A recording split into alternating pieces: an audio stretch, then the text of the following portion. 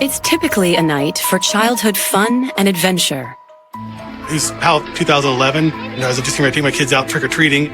A time for candy and costumes. Masks and capes and that kind of stuff. But that Halloween, for one California community, not all the monsters were make-believe. She had 10 stab wounds. It was excessively violent. It was obviously a brutal crime. It was just vicious. The victim is a beloved mother of 4. My mom loved doing things for other people and helping people. She was one of the sweetest ladies that you could talk to. The brutal murder sends shockwaves through the community. They lived in a good neighborhood, in a quiet neighborhood, but here you have a dead woman on Halloween night. And the terror intensifies as the investigation leads down a chilling path. We found masks like Jason would wear in the Friday the 13th movies. He did believe he was either possessed with or seeing demons. And before it's all over, one family will be forced to confront the evil in their midst. I never in a million years expected that he would suddenly go from dependent and manipulative to suddenly violent. Manteca, California, October 31st, 2011. It's Halloween in this town of 75,000, over an hour east of San Francisco Bay. Manteca is a little bit more than a suburb. It's actually become a suburb of the Bay Area, which is crazy. And as darkness begins to fall that evening, parents rush home from work to ready the candy and costumes. Parents like Detective Wayne Miller with the Manteca Police. I just got home from working my regular shift and just going to take my kids out trick-or-treating. But what the community of Manteca doesn't know as they head out that night for a little lighthearted fun with the kids is that this Halloween, the terror will be real. And so will the blood and gore. It's just before 6 o'clock that evening when Caitlin McGee tries to wake her mother, Kathleen. Caitlin knocks on her mother's bedroom door, which is shut. Her mother doesn't answer. The fact that her 55-year-old mother doesn't respond worries Caitlin. Mom is on the edge of diabetes. She might have some insulin issues. Maybe the diet she's on has backfired and she might have fainted. And her fear intensifies as she tries the door again. She knocked louder and called her mom. There was no response. And she tried the door knob and found that it was locked. That's when Caitlin starts to panic. Her mom doesn't usually lock the door when she's taking a nap, so by this time she's kind of pounding on the door and no response. She does go around to the outside of the house to try to look into the window. She's not able to see. The blinds are drawn. Unsure what to do, Caitlin calls her older brother, Justin. And I said, Caitlin, I'm on my way. Hang up the phone and call the police right now.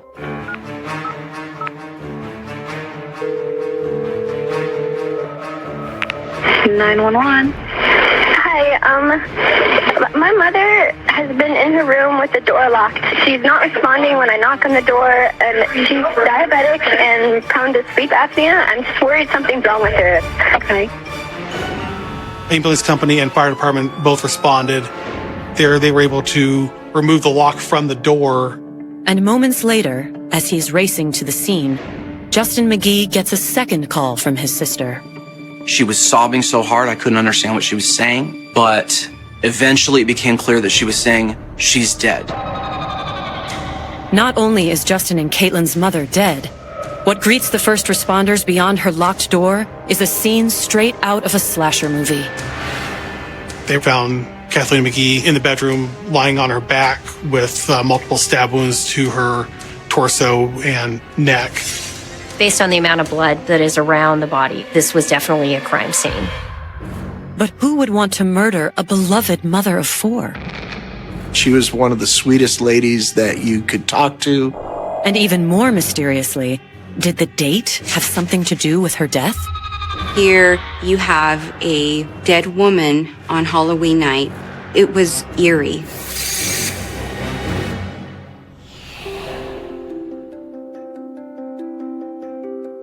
Like a lot of upper-middle-class families in suburban Manteca, the McGees had moved in from elsewhere. They were from the Bay Area, and they had, I think, been here about 10 years. Kathleen and her husband, Tom, had met when they were in college. Mom and Dad were going to two different universities or colleges at the time, and they were each involved in sort of a Christian fellowship ministry. Although for Kathleen and Tom, fellowship turned into something more. It didn't take them very long to decide that we're supposed to be together.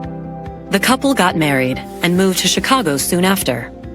My dad went to Moody Bible Institute. He learned Greek. It's nice to be able to read the old manuscripts yourself. So I was born while they were over there.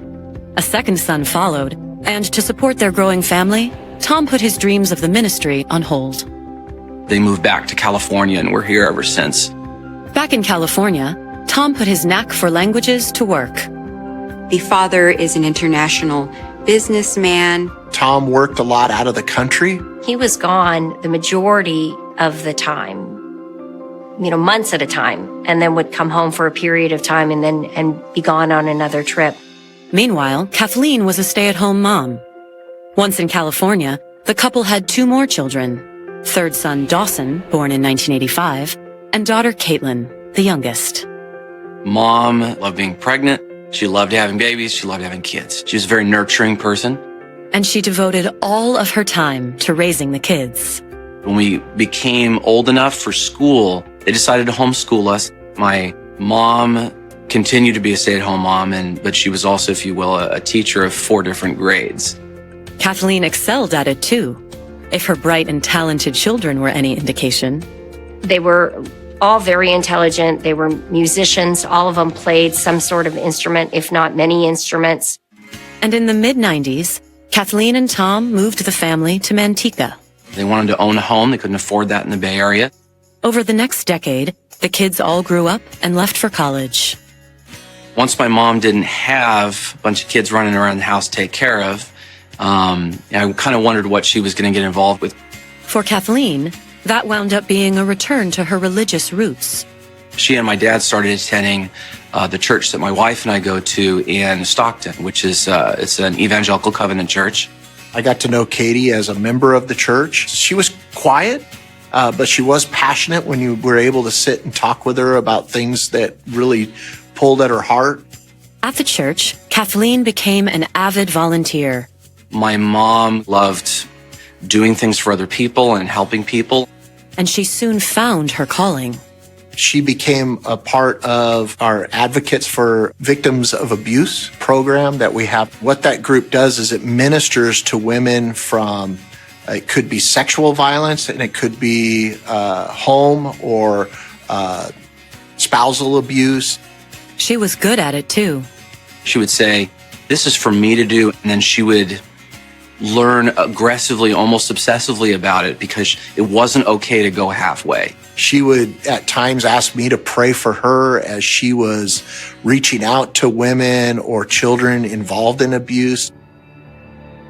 But on Halloween of 2011, it would be Kathleen's children who needed prayers, and she would be the victim. That October, Kathleen's husband, Tom, is away as usual. Tom was, I believe, in Japan or China on a business trip. But despite that, the house is more crowded than it's been in years.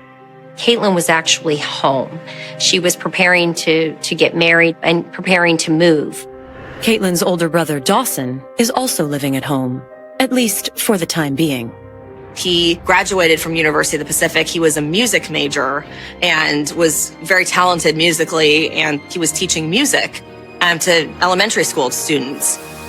And Kathleen still has her volunteer commitments to keep up with, which has her scrambling in the kitchen on Sunday afternoon, October 30th. She was making jambalaya for the domestic violence class the next day. They're having a potluck. But at a little before 5, the pot is off the stove and in the refrigerator, ready for the next day. And Kathleen quickly cleans up the kitchen because she has one last chore to do before the day is done. Pick up her daughter, Caitlin, who'd spent the weekend at a Christian ministry retreat. She left on a Friday and was coming back on a Sunday evening. So after washing the dishes and wiping down the counter, Kathleen dashes back to her bedroom to grab the keys off her dresser. She was planning on picking Caitlin up at 6 o'clock. But as she turns to leave, Kathleen freezes in terror. Because looming in the doorway, blocking her only escape, is a knife-wielding killer in a Halloween mask. Coming up, the horrific murder strikes terror in the community. She had a constellation of stab wounds consistent with what we have traditionally called an overkill. But why had the mother of four been so brutally attacked? The house is neat, orderly. There was no signs of any forced entry to the house.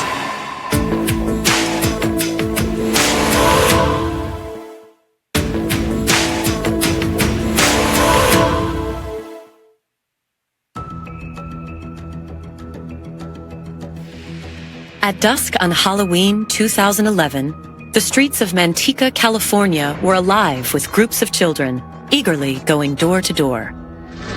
But in one Manteca neighborhood, the trick-or-treaters were stopped in their tracks when police sirens descended on the suburban home of Tom and Kathleen McGee. Minutes earlier, firefighters and EMTs had responded to a 911 call from the couple's daughter, Caitlin. The call was just that they were concerned about mom. She wasn't responding at the door and she had some health concerns. But when the first responders broke down Kathleen's locked bedroom door, they stepped into a scene straight out of a horror movie. The 55-year-old mother of four lay sprawled on the floor, dead. There had been multiple stab wounds to the upper torso. At the precise moment that thousands of children were out roaming the streets, the Manteca police had a murder on their hands.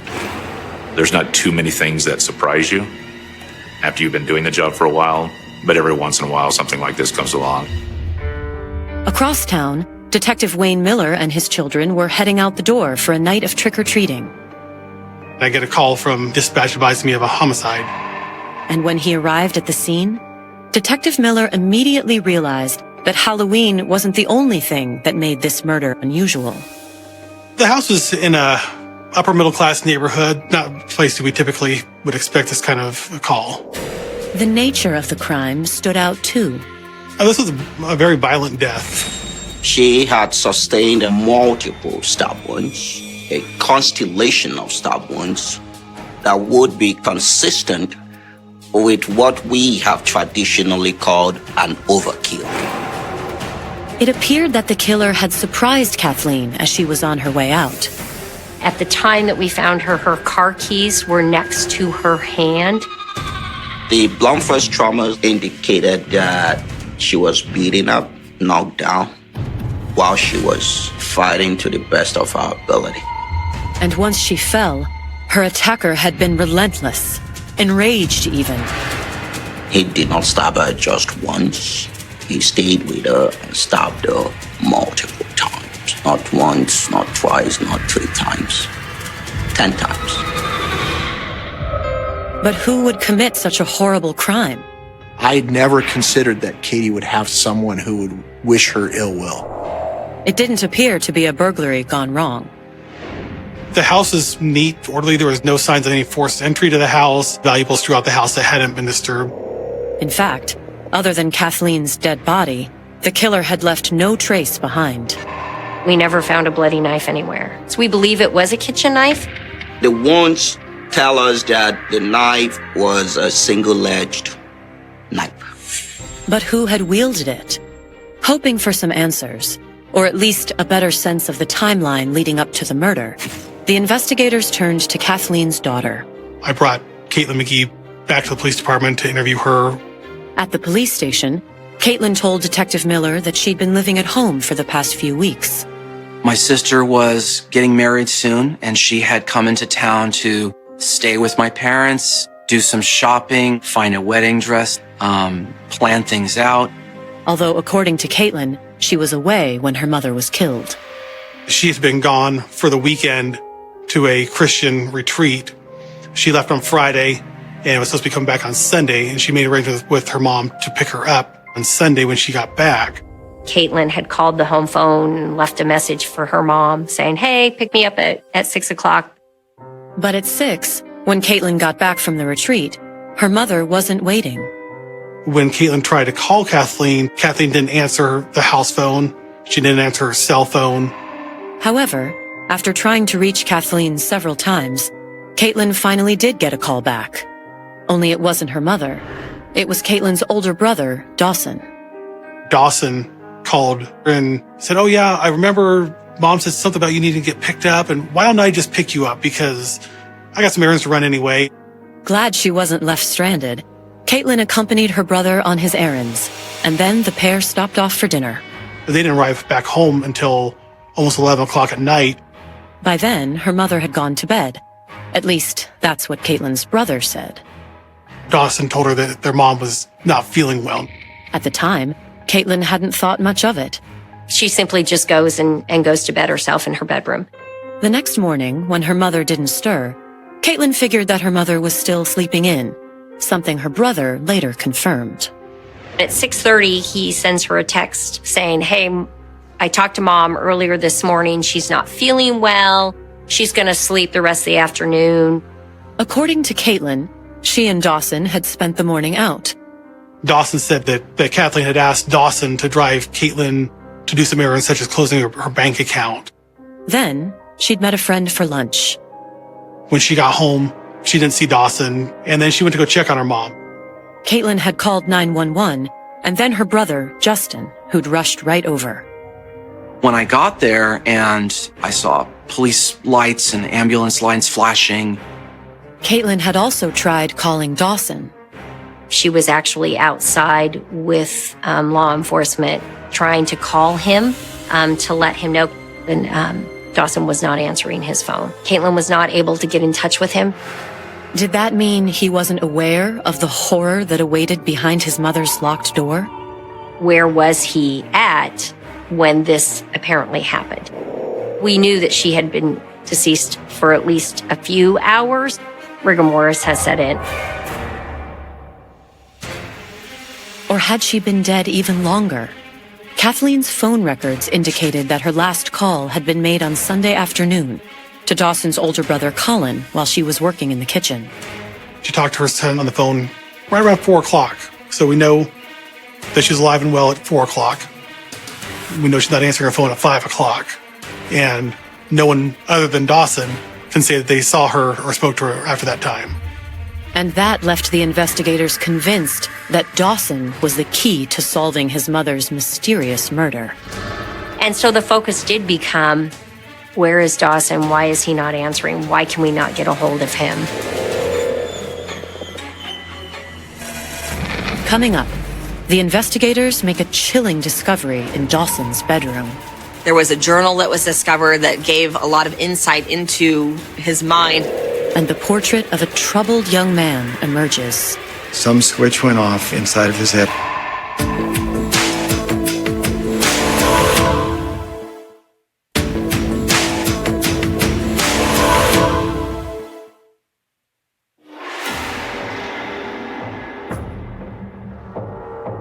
On Halloween night 2011, the police in Manteca, California, had a nightmare on their hands. On the one night a year that saw thousands of children going door to door, a murder suspect was roaming the streets. At around 6 that evening, just as kids were donning costumes and homeowners were busy prepping the candy, firefighters and EMTs responding to a welfare check had found 55-year-old Kathleen McGee murdered in her bedroom. They found Kathleen and noticed the stab wounds and called for police response. And now, just hours after finding Kathleen dead, the investigators believed that Kathleen's son, 26-year-old Dawson McGee, held crucial information that could crack the case. The only other person who lived at the house was Dawson, and Kathleen had been home alone with Dawson all weekend. But did the fact that he was apparently the last person to see her alive mean that Dawson had something to do with his mother's death?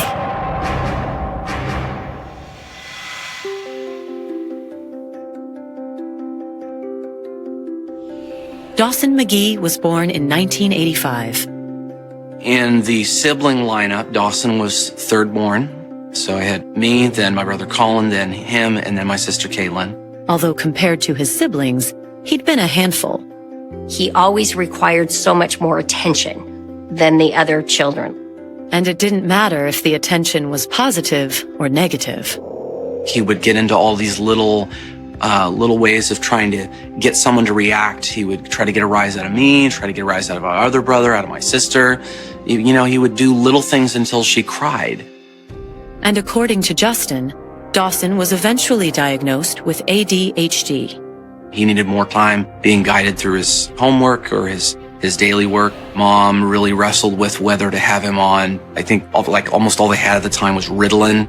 But instead of medication, Dawson found music. Dawson really could connect with that emotionally. There's a lot in that you almost can't put into words. And so he would just spend hours practicing. The focus seemed to help. Dawson finished high school and went on to college, graduating in 2009 with a music degree. He graduated from University of the Pacific here in Stockton, and with over a 3.0 GPA. Although he graduated, he never really got off the ground. He never really got that job and moved out of the home and began to live an adult life. He briefly taught music part-time at a local elementary school, but the job didn't last. It was difficult for young adults coming out of college to obtain employment in their field. However, that wasn't the only or even the biggest issue that Dawson faced. There was something else, too. Something that set him apart from the typical underemployed millennial. Some switch went off inside of his head, and he did believe he was either possessed with or seeing demons. Worried for her son, Kathleen had sought help. His mother had been taking him to various psychologists and psychiatrists in the area. A lot of her attention was spent towards just trying to figure out what was going on with him. Despite the therapy, Dawson's situation continued to deteriorate. He became more and more withdrawn and wasn't working. He also started using marijuana a lot. People, that are starting to suffer from mental illness will self-medicate. However, Dawson's self-medication had only made things worse. When he smoked pot, it enhanced his visions or his thoughts of the religious angels and demons scenarios. And as his dreams and visions grew more frequent and vivid, Dawson developed a fascination with horror and slasher films. The gorier, the better. The fascination soon became an obsession, to the point that he began collecting props, costumes, and masks from his favorite films. We found in his bedroom multiple masks, like hockey-style masks like Jason would wear in the Friday the 13th movies, coveralls like Michael Myers wore in the Halloween movies. He'd wear them around the house, the masks and capes and that kind of stuff. He would even wear them in public. He would wear them while he was driving sometimes. He said that they calmed him. He really liked Halloween, and he wanted to go see it at the movie theater. And one of his brothers had taken him, and he had brought with him the Jason mask, and he was actually wearing the mask. And such bizarre public behavior wasn't the only evidence of Dawson's deteriorating mental state. There was a journal that was discovered that gave a lot of insight into his mind and the way he was thinking. There were some very unusual religious sort of connotations, phrases, just statements by him that had religious undertones. His whole family is very religious, but he became obsessed with religion and felt like he was seeing Jesus. It's hard to say if this religious infatuation had been manifesting for a long period of time or shortly before the murder happened. But he seemed to be really obsessed with that. Or was it possible, Dawson's siblings began to wonder, that his obsession with angels, demons, and horror films was just Dawson's latest attempt to grab attention?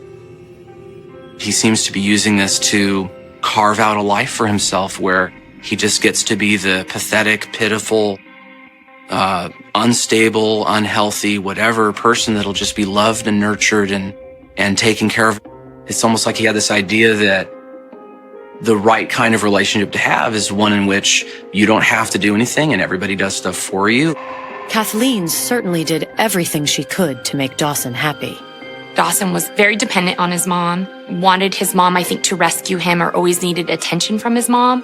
She was doing his laundry. He didn't cook the food. He would leave messes around the house for my mom or both my parents to clean up. He wasn't pulling his weight at all, even in little ways. But did that mean Dawson was deliberately taking advantage of his mother? Whenever her children suggested it, Kathleen became defensive.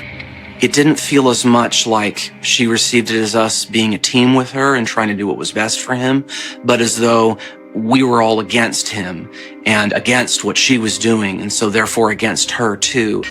She was really his one and only ally. There was a rift between, I think, the rest of the family and Katie. And I know that the husband, Tom, was very frustrated with Katie's constant excuses for Dawson.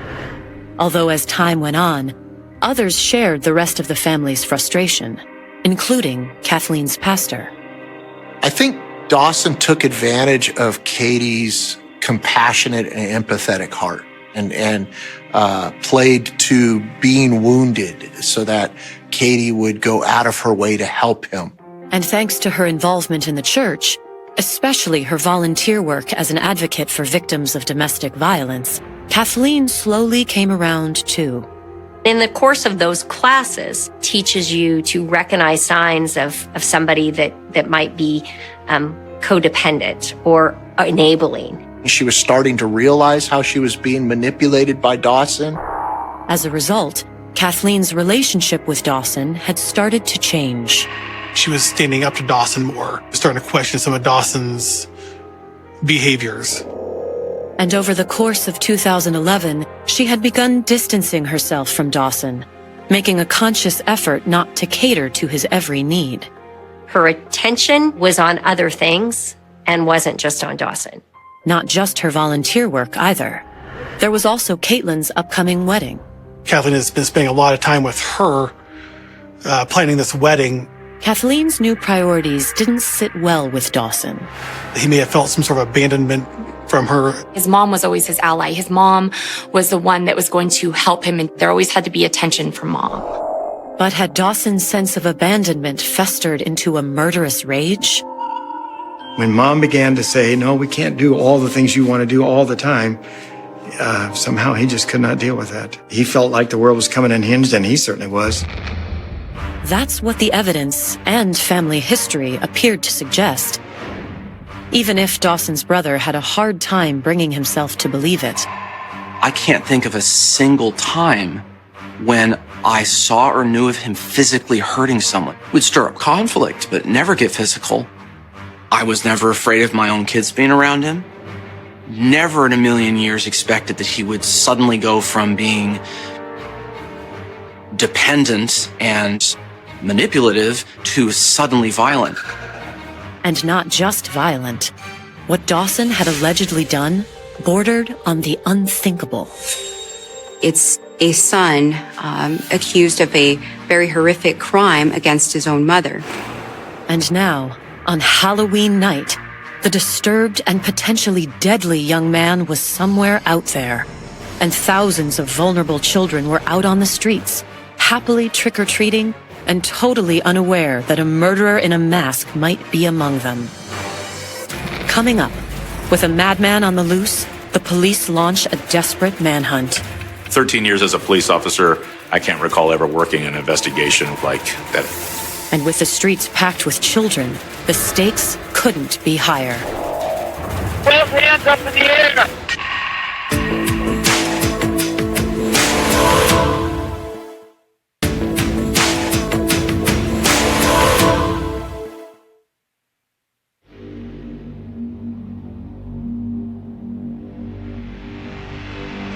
In Manteca, California, Halloween night 2011 had all the makings of a horror movie. That evening, just as trick-or-treating was about to start, firefighters and EMTs responding to a welfare check had found Kathleen McGee, a 55-year-old mother of 4, murdered in her own home. She was very clearly, deliberately killed by somebody. It's very obvious. There's no way this was an accident. And Kathleen's son Justin was convinced that his deeply troubled brother, 26-year-old Dawson McGee, had something to do with their mother's murder. It's gotta be Dawson. I don't know that, but I can't see how this could have happened any other way.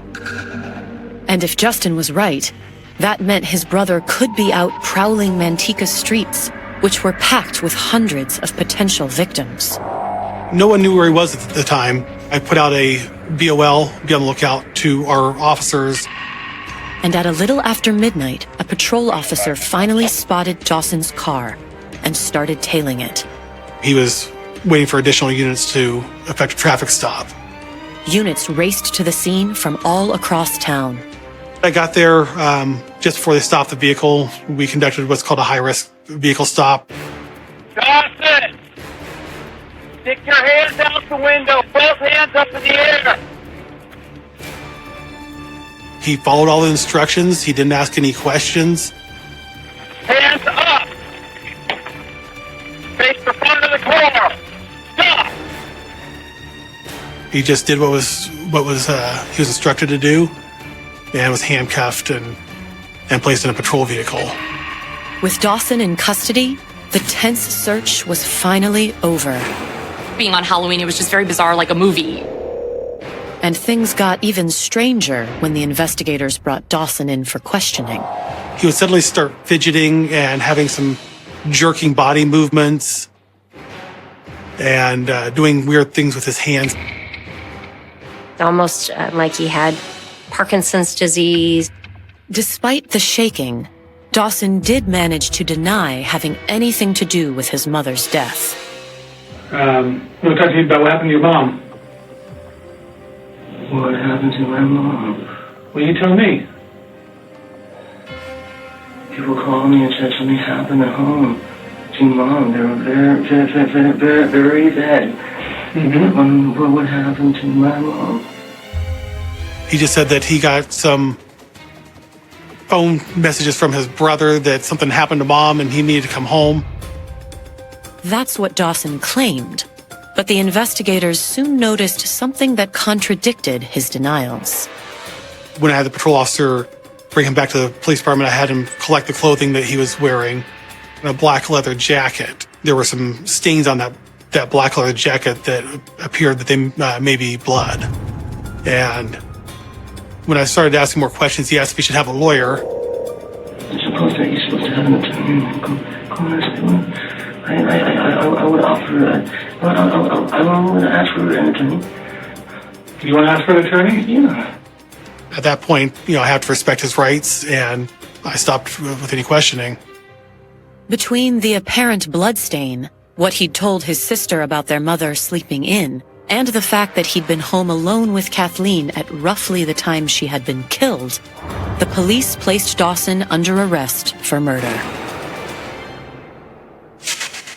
And by the time he stood trial for murder on November 6, 2012, the evidence against Dawson looked even stronger.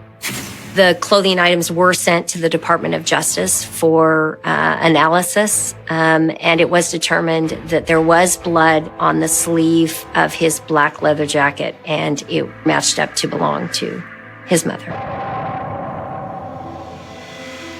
And according to the prosecutor's opening statement, that could only mean one thing: that Dawson was guilty of murder. There was no reasonable explanation for his mother's blood to be on his jacket. Then, after laying out the forensic evidence that implicated Dawson for the murder, the prosecutor detailed how he'd killed his mother with cold and calculated precision. Caitlin was going to be out of town. He knew it was going to be Halloween. He knew his father was out of town. In my mind, I believe that he planned it. That he wanted to provoke a fight, that he wanted to do this, that he had planned it for some time. 13 years as a police officer, I can't recall ever working an investigation where an adult son came in and brutally murdered their mother. However, as damning as the blood and Dawson's infatuation with violent horror movies were, would they be enough to secure a conviction? We entered the plea of not guilty by reason of insanity. The legal insanity in California is that you either don't understand the nature and consequences of your actions, or you don't know what you're doing is wrong. The prosecutors were confident they could prove Dawson had known what he was doing. Lying about his mother, saying, "Oh, I'm not feeling good, I'm going to sleep the rest of the day." Those are clearly signs of consciousness of guilt. But first, the jury would have to decide whether he had actually killed his mother. Mental deficiency or illness doesn't come in to the guilt phase. And if found guilty, then he would go into a second trial to determine whether he was sane or insane at the time. During the guilt phase, the defense did its best to attack the prosecution's case. They didn't have the murder weapon. They didn't have anything like that. They didn't have a confession, anything along those lines. Still, the prosecutors had no doubt that the jurors would determine that Dawson was his mother's killer. There was no other reasonable interpretation that we could make of the evidence and his conduct. But despite the prosecutor's confidence, when it was the jury's turn to interpret the evidence, they struggled with the decision. They took days and days to deliberate that. Days and days. Miss Adams had been pushing for a first-degree homicide, and I thought maybe one or two jurors would find that they didn't have enough evidence. But if there were one or two holdouts hesitant to find for first-degree murder, could they make a difference? On November 29th, after a week of deliberation, the jury finally reached a verdict. They found him guilty of second-degree murder. I had hoped for first degree, but it's still more understandable for someone to do something in a rage than someone planning this all out. And there's a charitable benefit of the doubt in that. I think it's too difficult for a jury of 12 people to think that a family member would really take the time to plan and deliberate and premeditate to do this type of a gruesome killing. The jury's work wasn't done, however. After they found him guilty, we start the insanity phase. If found not guilty by reason of insanity, he would be sent to a state hospital rather than a prison. And if the jury decided to send Dawson to prison, he could be there for a very long time. 15 years to life is what the sentence is for a second-degree murder. But which way would the jury rule? At trial, Dawson exhibited none of the bizarre symptoms that had been on display during his interrogation. He had dropped the twitching and movements, and he basically just sat there stone-faced throughout the trial. Even during the autopsy photos and the photos of the crime scene, he was very emotionless. But did Dawson's detached behavior argue for or against his sanity? Opinions differed, even among the experts. We put the doctors on that actually interviewed him. I had two doctors that both determined he was sane, and the defense had one court-appointed doctor who indicated that he was insane at the time, and then they hired a doctor that came back and said he was insane. Those four doctors weren't the only ones who testified, though.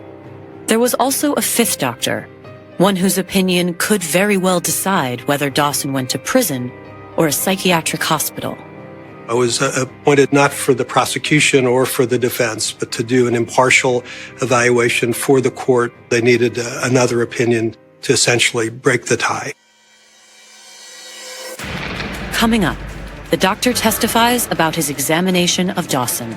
He was hearing voices that morning. But will his testimony end the debate over Dawson's sanity? The jury took a matter of minutes.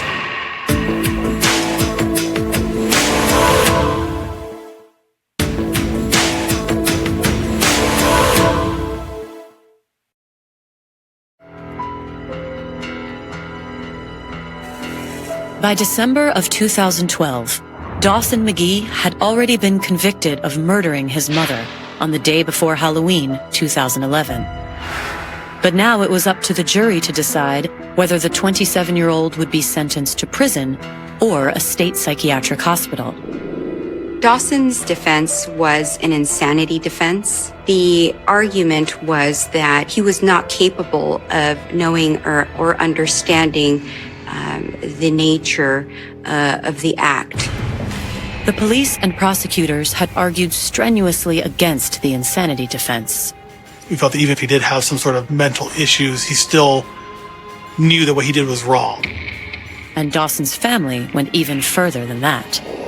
He was faking it. He had a lot of time to build up this whole I'm mentally unstable, oh, I killed my mom because I'm crazy thing. Dawson's own father described his son as a predator. He described him as someone who lied a lot, someone who was manipulative. The expert opinion was divided, though.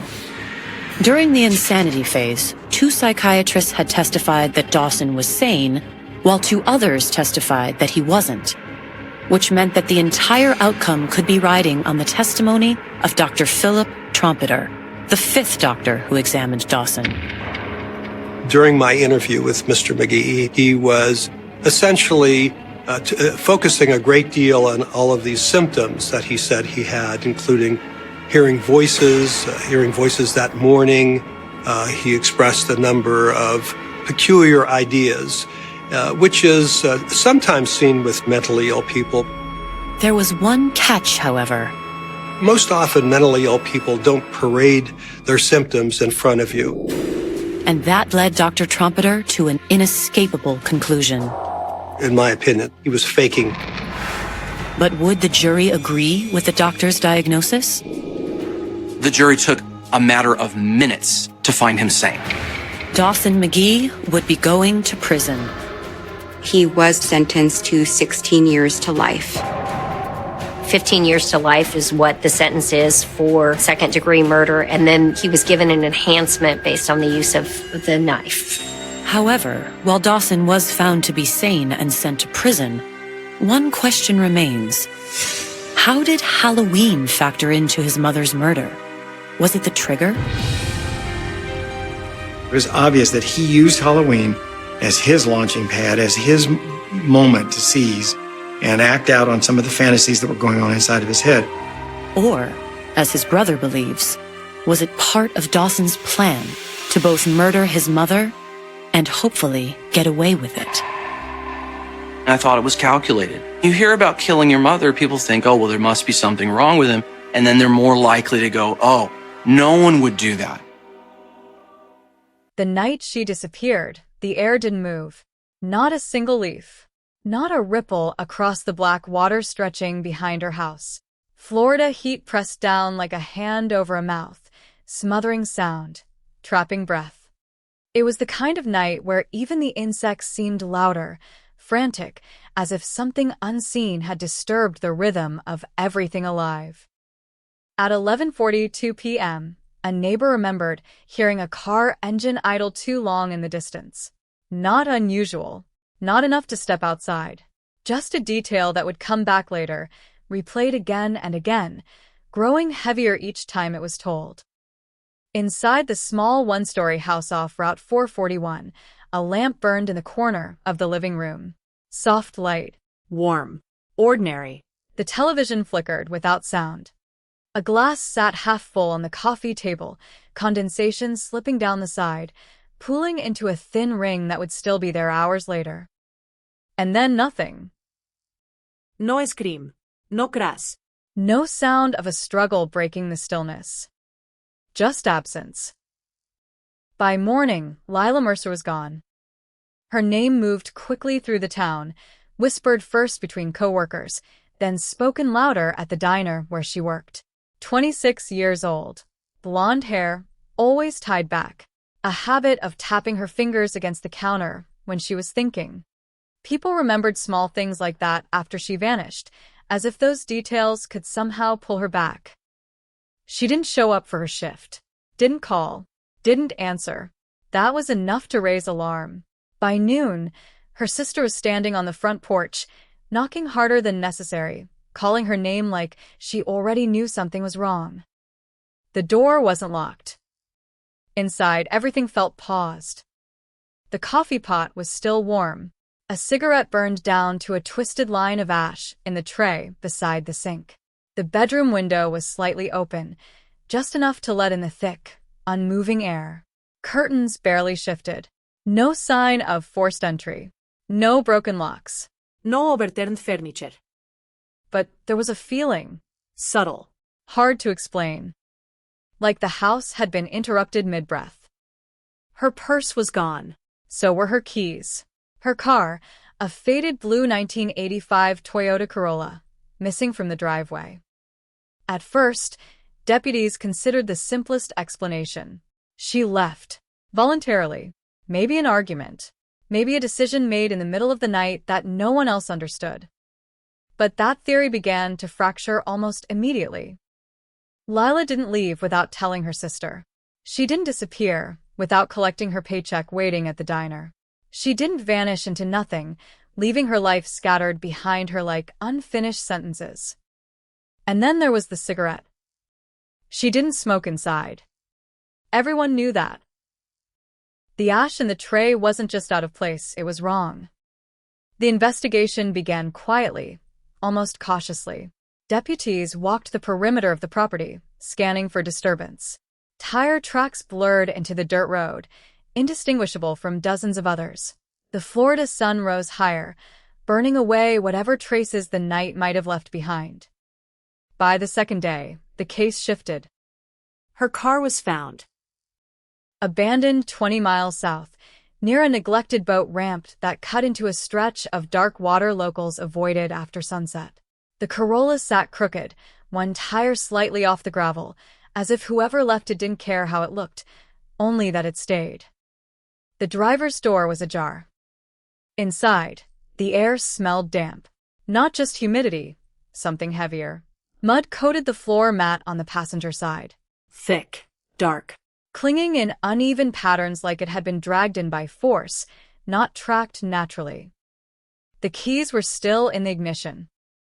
That detail stopped investigators cold.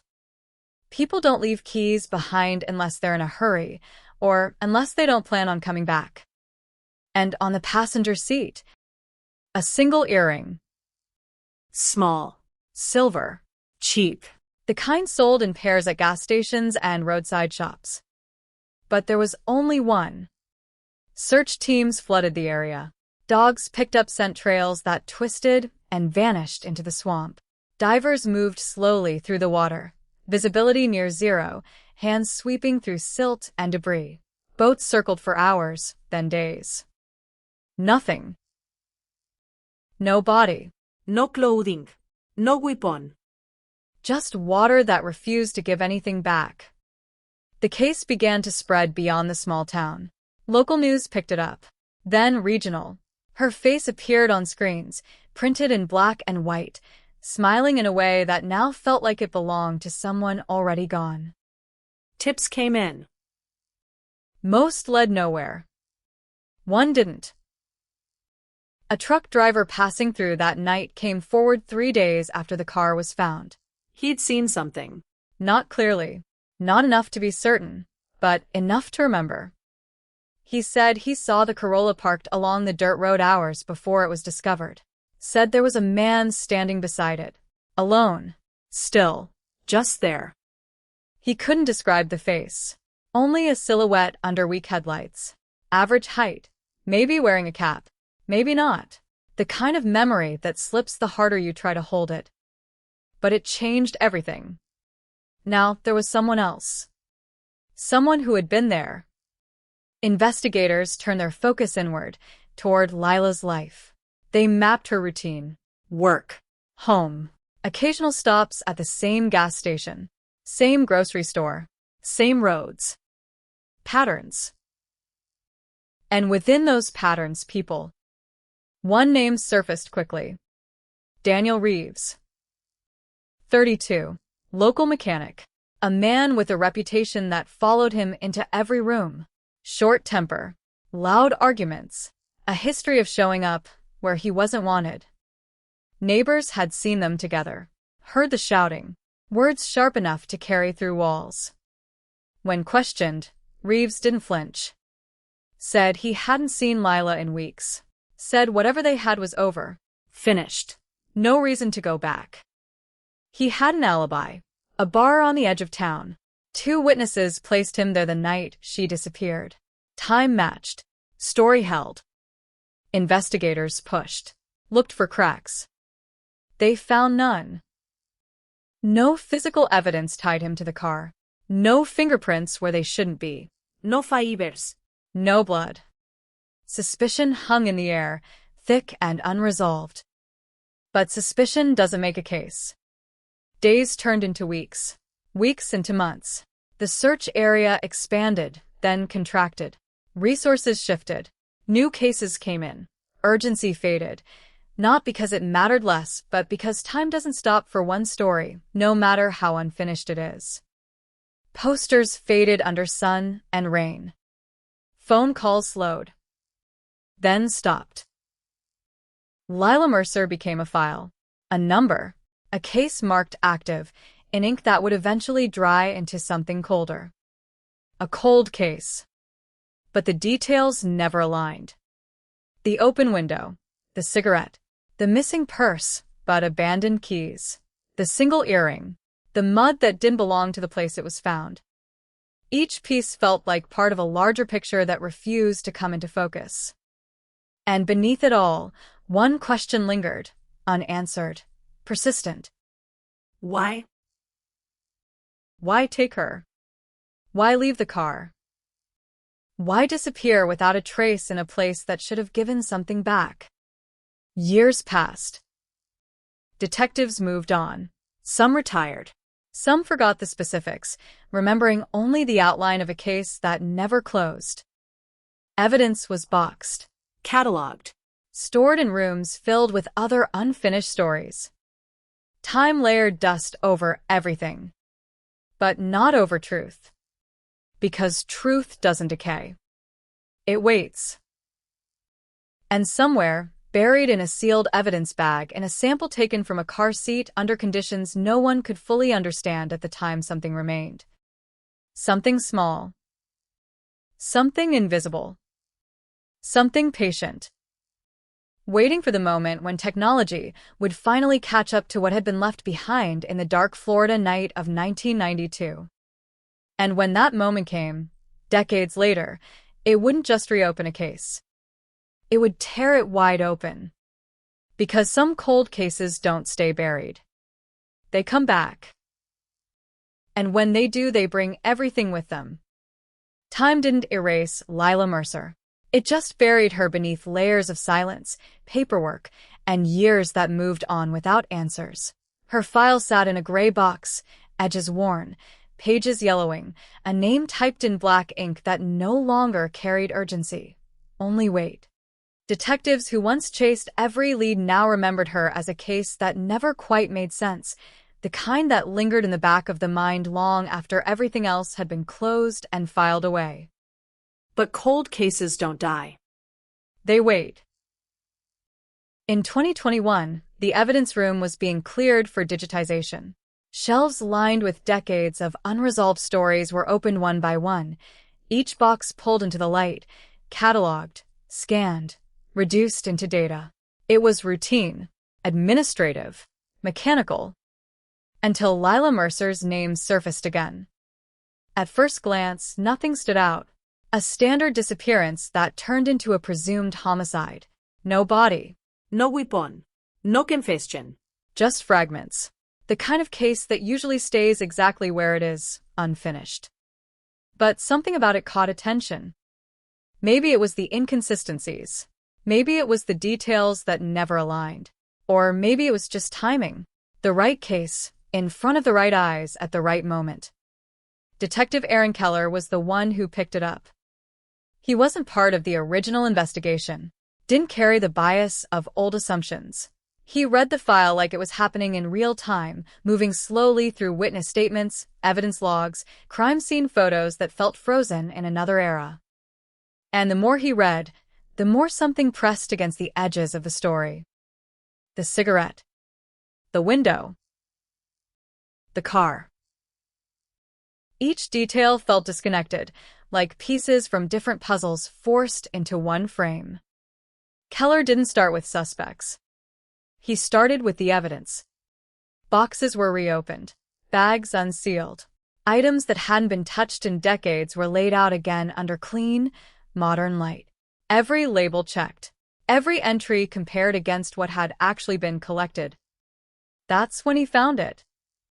A sealed evidence bag labeled, passenger seat fabric, vehicle. It was thin, almost insignificant. A small cut of upholstery taken from the Corolla after it was recovered. Back in 1992, it had been tested for visible blood. None was found. No further analysis was possible at the time. So it was stored. Forgotten. Until now. Keller held it longer than necessary, reading the label twice, then a third time. Not because it was remarkable, but because it wasn't. Because something so ordinary had been left behind in a case built entirely on missing pieces. He sent it for reanalysis. The process was quiet. No expectations. Just procedure. Modern forensic labs don't look for what's visible, they look for what shouldn't be there at all. Skin cells. Microscopic traces left behind by contact so brief it never registers in the moment. Weeks passed. Then months. Keller moved through other parts of the case while he waited. He revisited the car's location, standing at the same boat ramp where it had been found decades earlier. The area hadn't changed much. Same water, same silence. Same feeling that something had happened there that the environment itself refused to reveal. He walked the perimeter, measured distances, timed how long it would take to drive from Lila's house to that exact spot in the middle of the night. 26 minutes. No traffic. No witnesses. Perfect. Back at the station, he reviewed the original suspect list. Daniel Reeves was still there. Still the most obvious name. Still the one that felt incomplete. Keller requested a fresh look at Reeves' history. Not just what was known in 1992, but everything since. Employment, addresses, arrest records, financial activity. Nothing. No escalation. No pattern of violence. No indication that he had done anything remotely similar before or after Lila's disappearance. That didn't clear him. But it complicated him. People who commit violent crimes like that rarely stop completely. They don't just return to normal life without leaving another mark somewhere. Reeves looked like a man who had lived exactly the way he always had, loud, messy, but not hidden. It didn't fit. The lab results came back on a Tuesday morning. No warning. No build-up. Just a notification in the system. Keller opened it alone. The report was technical, dense, layered with language designed to remove emotion from what it represented. But the conclusion was clear. A partial DNA profile had been recovered from the passenger seat fabric. Not enough for direct identification, but enough to begin comparison. Keller didn't react immediately. He read it twice, then again. Not because he didn't understand it, but because he knew exactly what it meant. The case wasn't empty anymore. There was something real. Something that had been there all along, waiting for the right tools to expose it. The profile was entered into national databases, systems that didn't exist in 1992. Networks that connected fragments of DNA across states, across years, across cases that had never been linked before. And then nothing. No direct match. No name. Just silence again. But this time it was different. Because silence didn't mean absence. It meant distance. The profile was sent for genealogical analysis. A slower process. More complex. It doesn't look for the person. It looks for their family. Distant relatives. Shared markers. Patterns that can be traced backward, then forward again, until the circle closes. Weeks stretched into months. Keller kept working the case in the meantime. He revisited witness statements, looking for anything that might have been overlooked. The truck driver's account stood out. He listened to the original recording, grainy, distorted, pulled from an old cassette that had been digitized years later. The man's voice was uncertain, hesitant, like he didn't trust his own memory. I saw someone, I think, just standing there, not moving, like he was waiting. Waiting. For what? Or for who? Keller mapped the timeline again. Lila disappears sometime between late night and early morning. Her car is seen hours later, already at the secondary location, which means she was taken first, then moved. Then something happened at the water. The sequence was clear. But the reason wasn't. The genealogical results came in without warning. An email, a single line in the subject field. Potential familial match identified.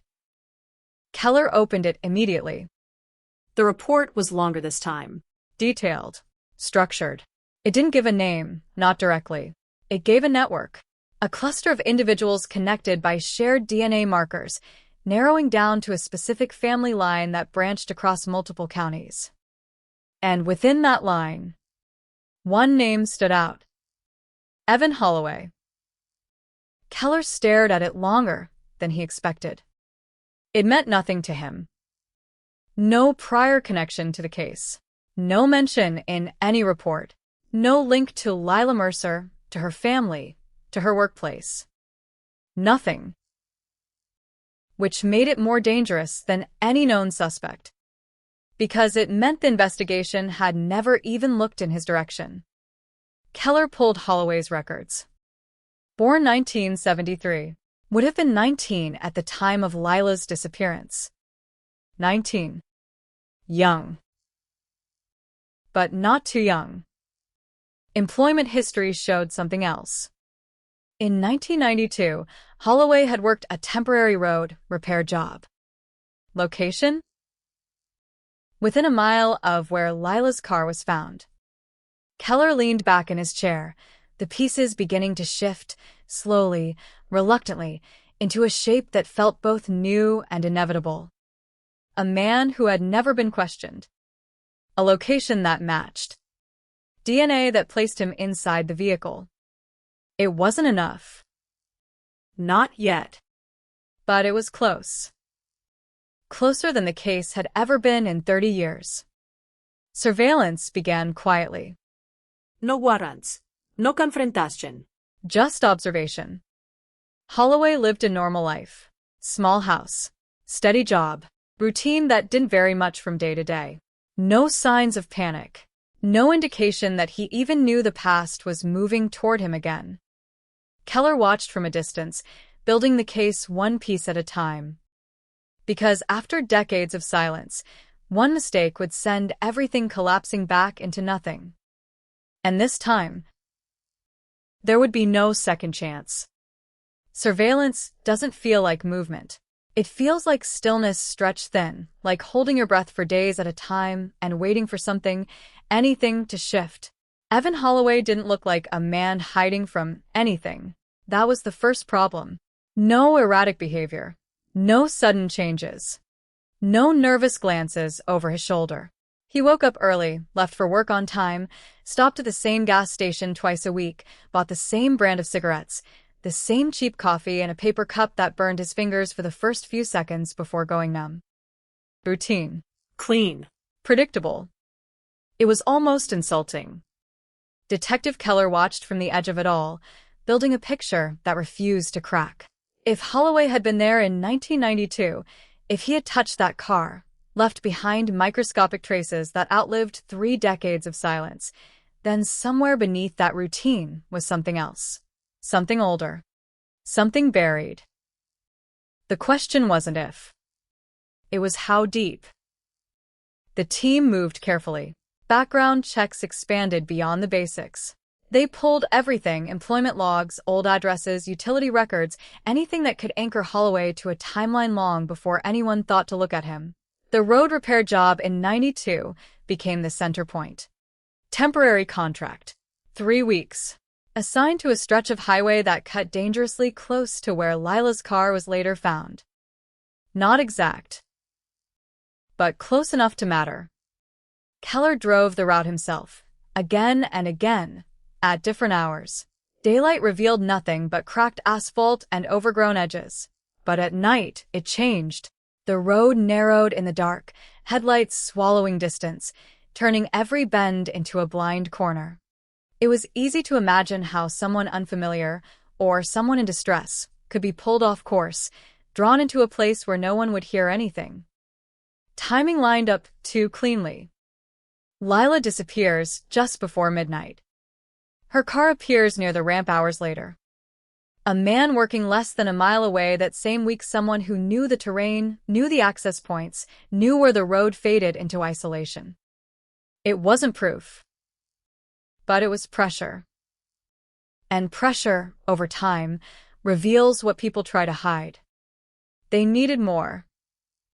DNA placed Holloway in the car, but defense would argue contamination, secondary transfer, coincidence stretched into accusation. 30 years creates doubt. Enough doubt can dismantle anything. So they went deeper. Old reports were re-examined, not for answers, but for patterns. That's when Keller found it. A single-page complaint filed in early 1993. A woman reported being followed late at night near the same stretch of road. She described a vehicle trailing her too closely, headlights cutting through her rearview mirror, never overtaking, never falling back. She managed to reach a populated area before anything happened. The report went nowhere. At the time, it was filed as suspicious activity. No suspect. No follow-up. But now, it wasn't just a report. It was proximity. Keller tracked her down. It took days. The name had changed, the address outdated, the phone disconnected. But eventually a new number surfaced. When she answered, her voice carried hesitation before recognition. She remembered. Not every detail, but enough. The headlights, she said. They stayed on me the whole time. Too close. Like he wanted me to know he was there. Keller asked about the car. She couldn't be certain. But she remembered something else. He turned off before the main road, toward the water. I remember that, because I thought, why would anyone go that way at that hour? Why indeed? It wasn't a direct link. But it wasn't nothing. The case was tightening, slowly, methodically, closing the gaps that had once been too wide to cross. Still, something was missing. Something that moved this from suspicion to certainty. That's when they shifted strategy. They needed Holloway's DNA, clean, current, undeniable. They couldn't ask for it. Not yet. So they waited. Surveillance expanded. Not just where he went, but what he left behind. A cup at a diner. A cigarette discarded outside a gas station. Anything that could carry what they needed. It came on a Thursday morning. Holloway stopped at a roadside diner just after 7 a.m. Same routine. Same coffee. He sat alone, near the window, staring out at nothing in particular. When he left, he didn't take the cup with him. He never did. An officer entered minutes later, collected it quietly, placed it into evidence like it was something fragile. Because it was. Back at the lab, the process moved faster this time. No need for reconstruction. No need for guesswork. Direct comparison. The waiting felt heavier now. Not like before, when the case was a distant possibility. Now it was immediate. Real. One result away from shifting everything. Keller didn't sit still. He returned to Holloway's past again, digging deeper into the years surrounding 1992. Friends. Co-workers. Anyone who might remember something, anything, that didn't fit the quiet life he seemed to live now. Most remembered nothing unusual. A few remembered something else. He kept to himself, one former coworker said. Didn't talk much. But sometimes he'd just disappear for a bit. No explanation. Just gone, then back like nothing happened. Gone. When? The coworker couldn't remember exact dates. but it was enough to note. Another remembered his temper. Not explosive, not loud, controlled, tight. The kind that builds pressure instead of releasing it. You could tell when he was angry, he said. He didn't say anything. That was the problem. The pattern wasn't obvious, but it was there. Quiet. Controlled. Isolated. Keller felt it forming, the shape of something that had been overlooked because it didn't demand attention, because it didn't fit the expected profile. No history of violence. No prior arrests. No obvious motive. Just presence. And sometimes, presence is enough. The lab results came in late afternoon. Keller didn't open them immediately. He stood there for a moment, staring at the screen, knowing that whatever was inside would change the direction of the case permanently. 30 years of silence balanced on a single comparison. He opened the file. Match. Full. Exact. No ambiguity. No room for interpretation. The DNA from the passenger seat, left behind in 1992, matched the sample taken from Evan Holloway. The room felt smaller. Not because anything changed physically, but because the case, once wide and uncertain, had suddenly narrowed to a single point. Holloway had been in that car. There was no explanation that could erase that. Not coincidence. Not contamination. Not mistake. He was there. Which meant he was part of what happened. The warrant process moved quickly after that. Judges don't hesitate when evidence speaks that clearly. The paperwork was signed before sunset. Arrest scheduled for dawn. Timing mattered. It always does. At 6:03 a.m., units moved into position. Quiet. Controlled. No sirens. No lights. Just the sound of tires on pavement and doors opening in unison. Holloway's house sat still, blinds drawn, no movement inside. Keller stood just behind the lead officer, watching the front door like it might reveal something before it opened. A knock. Firm. Precise. Police. Silence. Another knock. Then movement. Footsteps, slow, approaching. The door opened halfway. Holloway stood there, eyes adjusting to the morning light, expression unreadable. For a second, no one spoke. Then, Evan Holloway, you're under arrest. The words landed without resistance. No shock. No confusión. No denial. Just a pause. A breath that came a fraction too late. Like something inside him had already known this moment would arrive eventually. He didn't run. Didn't argue. Just stepped back and let it happen. As they placed him in cuffs, Keller watched closely. Not for guilt, not for fear, but for recognition.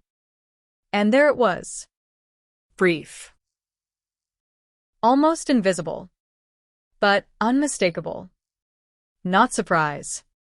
Not panic. Recognition. Like a man seeing something he thought was buried finally rise back to the surface. 30 years later. Right on time. The interrogation room doesn't change with time. Same dull walls. Same table bolted to the floor. Same hum of fluorescent lights that never fully fade into silence. It's designed that way, neutral, controlled, stripped of comfort. A place where stories either hold or collapse. Evan Holloway sat still in the chair, hands cuffed in front of him, posture straight but not rigid. He didn't look like a man under pressure. No checking. No passing. Just a quiet stillness that felt practiced, like he had spent years perfecting how to exist without drawing attention. Detective Keller didn't rush in. Time works differently in a room like this. The longer you let it stretch, the heavier it becomes. Silence fills the gaps, forces the person sitting inside it to confront something they can't outrun. Holloway stared at the table for a long time before the door finally opened. Keller stepped in alone. No dramatic entrance. No raised voice. Just a chair pulled back slowly, the scrape against the floor loud enough to echo. He sat down across from Holloway, placed a thin file on the table, and said nothing. For nearly a full minute, neither of them spoke. Then Holloway broke first. I don't know why I'm here. The voice was steady, calm, controlled. Keller nodded slightly, like he expected that answer. That's fine, he said quietly. We'll get there. Another pause. Holloway's eyes didn't lift. Keller opened the file, not to read, but to let the sound carry. Paper shifting, evidence moving, a reminder that something real existed beyond the walls of that room. You ever hear the name Lila Mercer? Keller asked. A beat. No. Too fast. Keller didn't react. She went missing in 1992, he continued. Not far from where you were working at the time. Holloway's jaw tightened, just slightly. Barely noticeable, but it was there. I worked a lot of places, he said. Don't remember all of them. That's fair. Keller leaned back, letting the chair creak. But we remember this one. He slid a photograph across the table. The Corolla. Faded blue. Driver's door open. Frozen in time. Holloway looked at it for half a second, then away. I've never seen that car. Another lie. But this one carried weight. Keller let it sit. Didn't challenge it. Not yet. Instead, he reached into the file again and placed something else on the table. A printed report. DNA analysis. Holloway didn't touch it. Didn't need to. You were in that car, Keller said, voice still calm, almost conversational. Not maybe. Not possibly. You were there. Silence. Longer this time. Holloway's breathing changed just slightly. Slower. Measured. That doesn't make sense, he said finally. I've never. It matches, Keller cut in, not louder but firmer. Full profile. Not partial. Not a guess. The room seemed to shrink around those words. Holloway's eyes flickered, searching for something, an exit, an angle, a way to redirect. There's got to be a mistake. Keller shook his head once. No mistake. Another pause. Then Holloway leaned back in his chair, exhaling slowly, like he was buying time. You said this was from 1992, he said. That's a long time. People make errors. Evidence gets mixed up. Keller watched him carefully. You're right, he said. A lot can go wrong in 30 years. He leaned forward slightly. But not this. He tapped the report once. This doesn't care about time. Holloway said nothing. The first crack wasn't a confession. It was silence. Because silence means thinking. And thinking means the story is changing. Keller shifted direction. Tell me about that job, he said. Road repair. Summer of '92. Holloway hesitated. Just a job, he said. Nothing special. You worked nights? Sometimes. Near the water?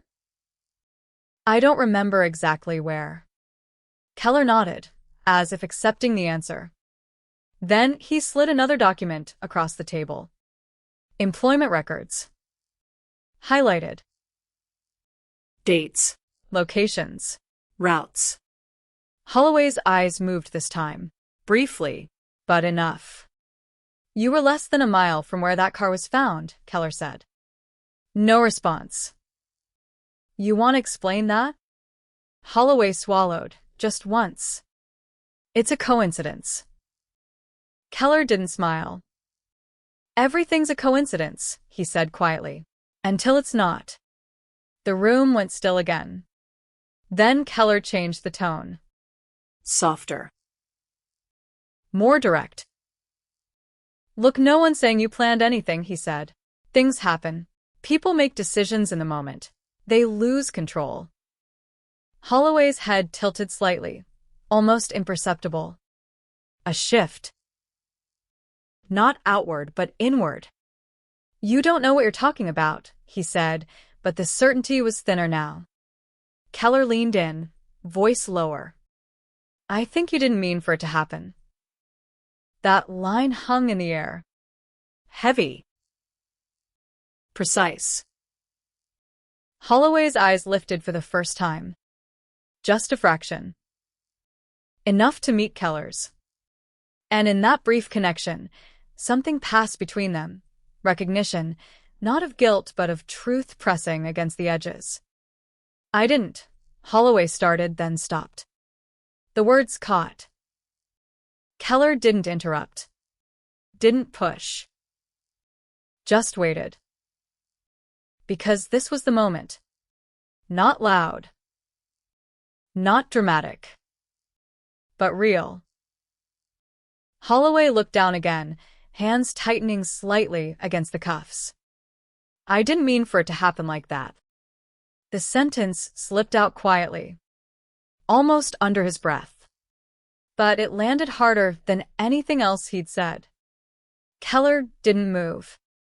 Didn't react. He let the weight of it settle. Because once a person crosses that line, even slightly, there's no going back to complete denial. You want to tell me what happened? Keller asked, voice steady. Holloway shook his head slowly. No.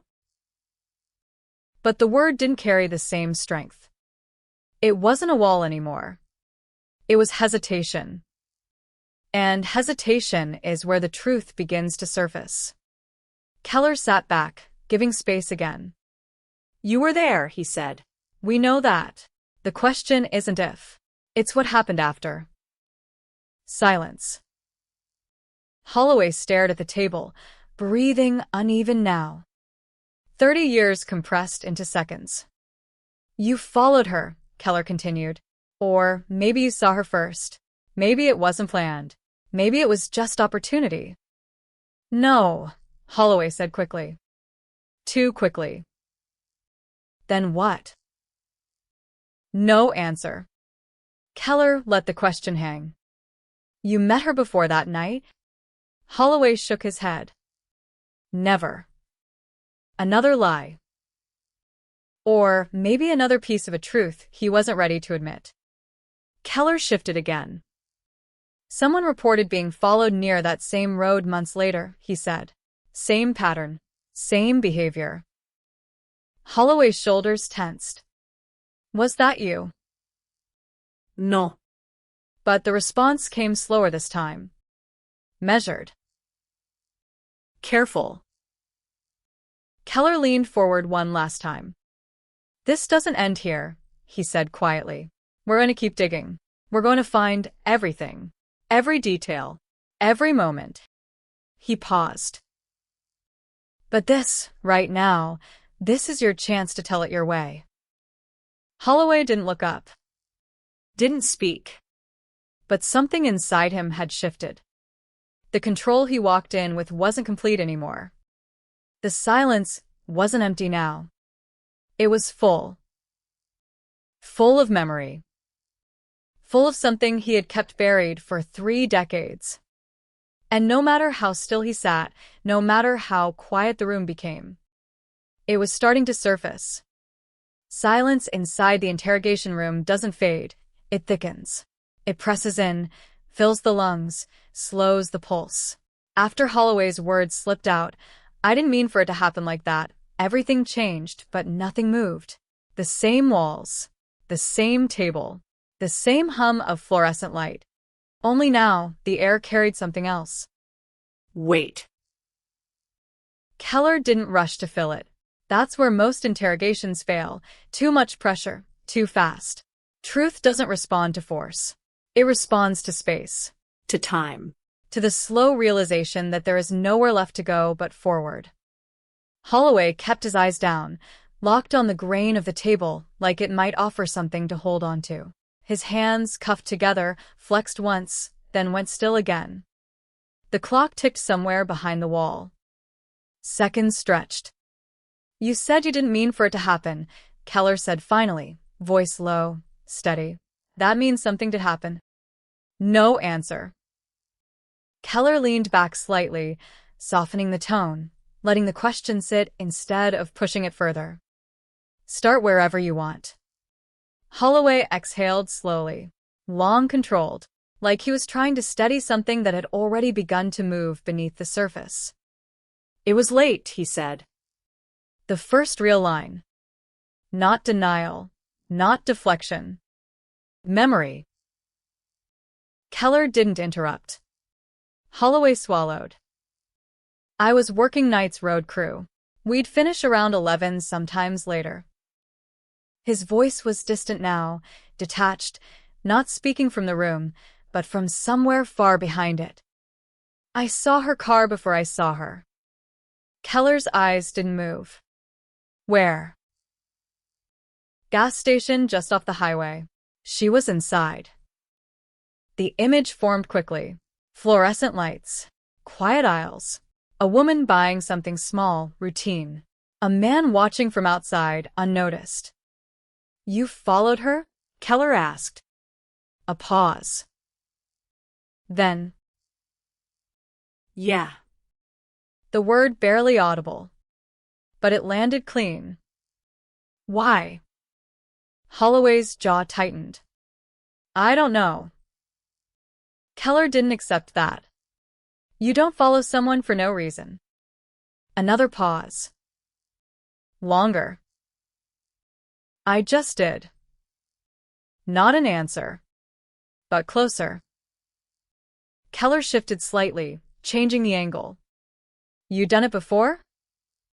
Holloway shook his head immediately. No. Too quick. Too defensive. The kind of denial that covers something else. But Keller didn't press it. Not yet. What happened next? Holloway closed his eyes for a moment. And when he opened them again, something in them had changed. Not emotion. Not remorse. Recognition. I stayed back at first, he said. Didn't want her to notice. His voice was steadier now, but thinner, like each word was pulling something out with it. She turned off toward the residential road, the one that leads past the trees. Keller knew the road. Everyone who had worked the case knew it. The same road that disappeared into darkness long before it reached the water. I thought she'd go all the way home, Holloway continued, but she slowed down like she wasn't sure where she was going. Keller watched him carefully. Was she lost? I don't know. A beat. But she pulled over. That detail cut through everything. Where? Side of the road. Not far from her house, I think. That wasn't in the original report. No witness had ever placed her stopping before reaching home. You're sure? Keller asked. Holloway nodded slowly. She stopped. Lights still on. Engine running. Keller leaned forward slightly. And then... Holloway's hands tightened again. I pulled up behind her. The air in the room shifted. This was it. The moment where the story moves from observation to action. Did she get out? Keller asked. Yeah. Holloway's voice dropped. She walked back toward my car. Why? I don't know, maybe she thought I needed help. That detail sat wrong. Too clean. Too convenient. But Keller let it pass. What did you say to her? Holloway shook his head. Nothing at first. His breathing changed again, slightly uneven now. She asked if I was okay, if my car broke down. The picture sharpened. A woman stepping into the dark, offering help. Trusting. I told her yeah, something like that.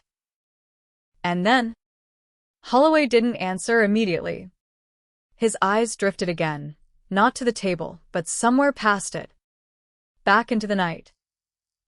I got out of the car, he said. A pause. She stepped back. Why? I don't know, maybe she felt something was off. Keller didn't move. And then Holloway's jaw clenched. It happened fast. The most dangerous phrase. Because fast erases detail. It blurs responsibility. It hides intention. Keller leaned in, voice firmer now. Don't skip it. Silence. Holloway's fingers curled tighter. I grabbed her. There it was. Clean. Direct. No more distance. No more passive language. Keller held his gaze steady. Why? I told you I don't know. Anger flickered now. Not outward. But inward. Like he was frustrated with the memory itself. She tried to pull away. Holloway continued. She screamed. The word hung in the air. The first sound of violence in a case that had always been silent. What did you do? I covered her mouth. Keller didn't blink. With what? My hand. Simple. Immediate. Terrifying. She was fighting, kicking, trying to get free. Holloway's voice grew tighter with each word. I didn't mean to hurt her. There it was again. That line. The one he kept returning to. I just wanted her to stop. Keller let the silence settle again. Because now, the truth wasn't hidden. It was unfolding. What happened next? He asked quietly. Holloway's eyes dropped. I pushed her into the passenger seat. The car. The same car where his DNA had been waiting for 30 years. She hit her head. A detail. Small. But critical. On what? The door frame, I think. You think? I don't remember exactly. That wasn't true. But it was all he was willing to give. Was she conscious? Keller asked. Holloway hesitated. For a second. And then she stopped moving. The room went completely still. No. No ticking. Just that sentence, sitting in the space between them. Keller didn't speak immediately. Because once those words are said, everything changes. The case shifts. The victim becomes real again, not just missing, not just a name, but present in the moment she was taken. You checked on her? Keller asked. Holloway nodded faintly. I thought she passed out. Did you call for help? No. Why? I panicked. There it was. The justification. The explanation that tries to soften what comes next. I didn't know what to do. Keller's voice stayed steady. So you drove. Holloway closed his eyes again. Yeah. Where? Toward the water. The same place the car would be found hours later. The same place that had swallowed every trace. Why there? I don't know, it was just empty. Empty. The word echoed. Because that's what he needed. Space. Isolation. No witnesses. What happened when you got there? Keller asked. Holloway didn't answer. His breathing slowed again. Controlled. Like he was pulling back. Closing the door he had just opened. Keller didn't push harder. Not yet. Because he knew something important now. The story wasn't finished. Not even close. But it was real. And once it starts coming out, It doesn't stop. Not completely. Not ever. Somewhere beyond that room, beyond the years that had passed, beyond the silence that had buried everything, the night of 1992 was no longer hidden. It was alive again. And it was beginning to speak. The room felt colder after that. Not because the temperature changed, but because the story had crossed a line it could never return from. What had once been a disappearance was now something else entirely, clearer, darker, heavier.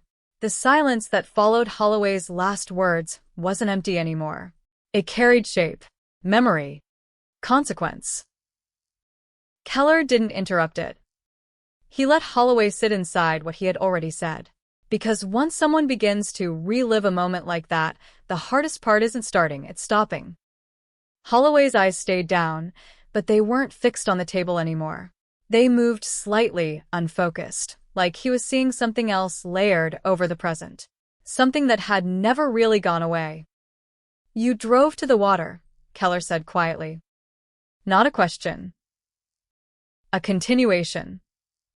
Holloway nodded once. The motion was small, almost mechanical. Still didn't know what to do, he said. I kept thinking she'd wake up, that she'd start moving again. His voice tightened. But she didn't. The words settled slowly, sinking deeper than anything before them. Keller leaned forward just slightly. When you got there, was she breathing? Holloway didn't answer immediately. The pause stretched long enough to feel deliberate. I don't know. It was the first time uncertainty entered his version of events. Keller didn't let it pass. You checked. Yeah. And another pause. Longer. More fragile. I couldn't tell. That wasn't confusion. That was avoidance. Because the truth at that moment would define everything that followed. Keller held the silence steady, then shifted tone, lower, slower, precise. You pulled over at the ramp, he said. Engines still running. Headlights on. No one around. Holloway's shoulders stiffened. The reconstruction was hitting close. You opened the passenger door. No response. You pulled her out. Holloway's breathing changed again, sharper now, less controlled. Say it, Keller said quietly. Holloway swallowed. Yeah. The image sharpened. The same place where the car would later be found. The same ground where search teams had stood for days, unaware of what had already happened there.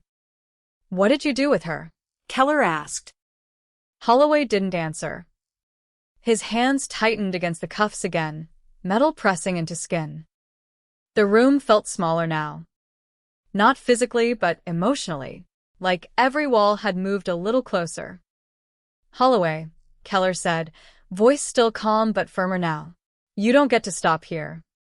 A flicker of tension crossed Holloway's face. I told you what happened. No, Keller said. You told me how it started. A beat. Now tell me how it ended. Silence. Heavy. Resistant. Holloway looked up briefly, not at Keller, but past him, toward the door, toward something that wasn't there. Then back down again. I didn't plan anything, he said. Keller didn't react. I know. I didn't go there to, he stopped himself. To what? The word hung unfinished. Keller leaned in slightly. To what? Holloway shook his head. It just happened. There it was again. That phrase. The one that tries to erase intent. But intent doesn't disappear just because it isn't spoken. What happened at the water? Keller pressed. Holloway's voice dropped lower. I dragged her. The word landed hard. Dragged. Not carried. Not helped. Dragged. Where? Closer to the edge. Why? I don't know. Another lie.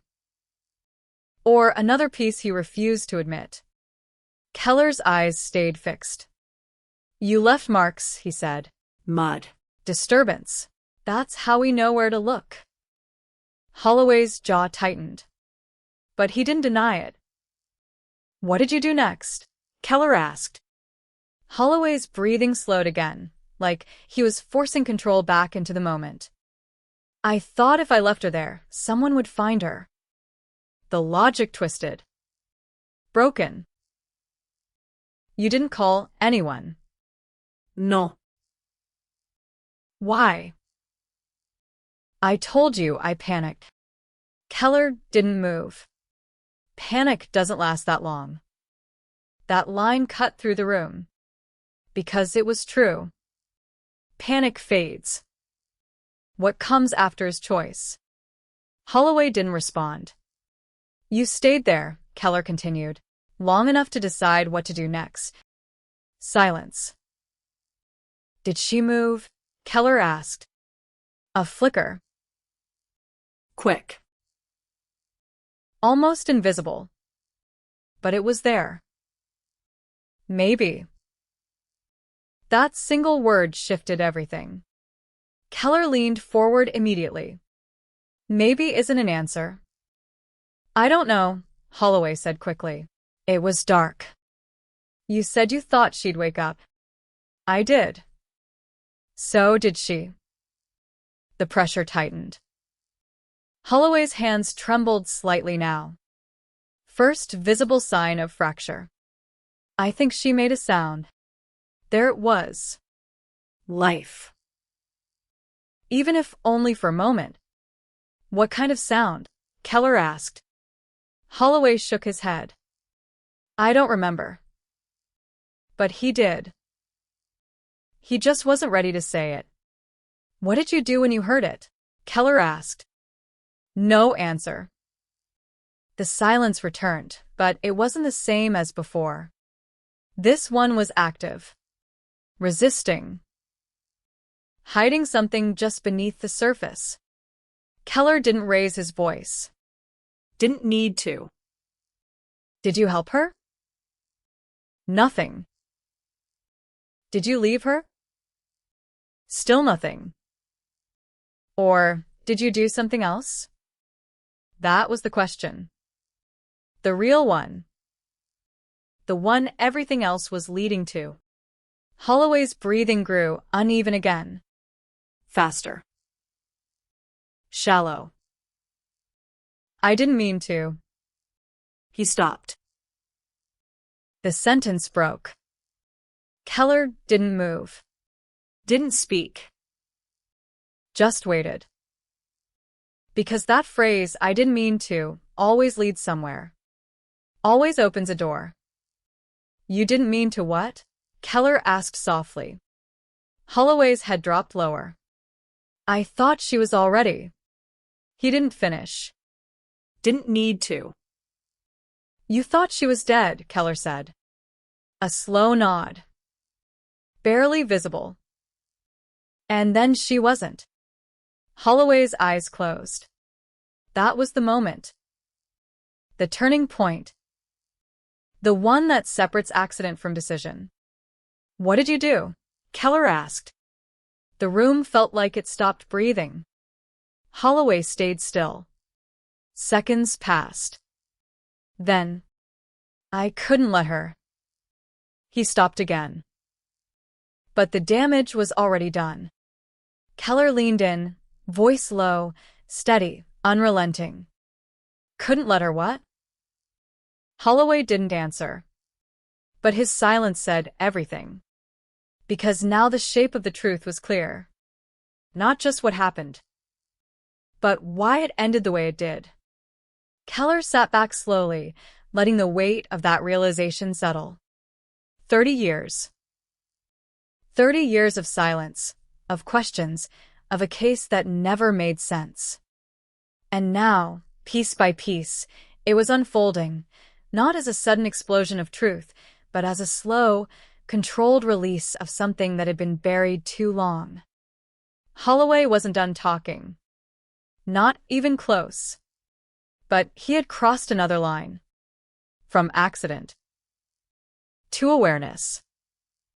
And once that line is crossed, there's no returning to ignorance. Only forward. Only deeper. Into the part of the story that had never been told. The part that turned a missing woman into a cold case that haunted a town for decades.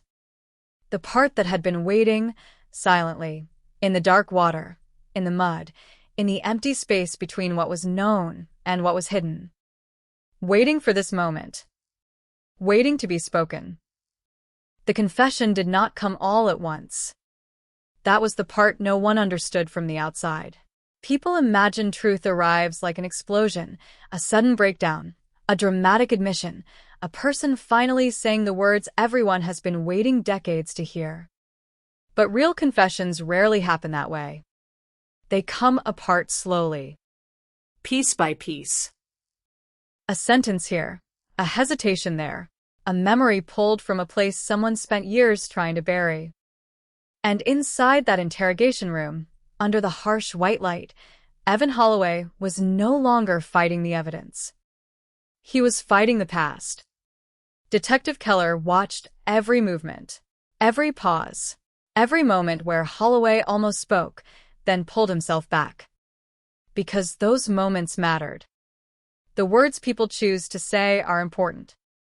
But the words they almost say, those are often more revealing.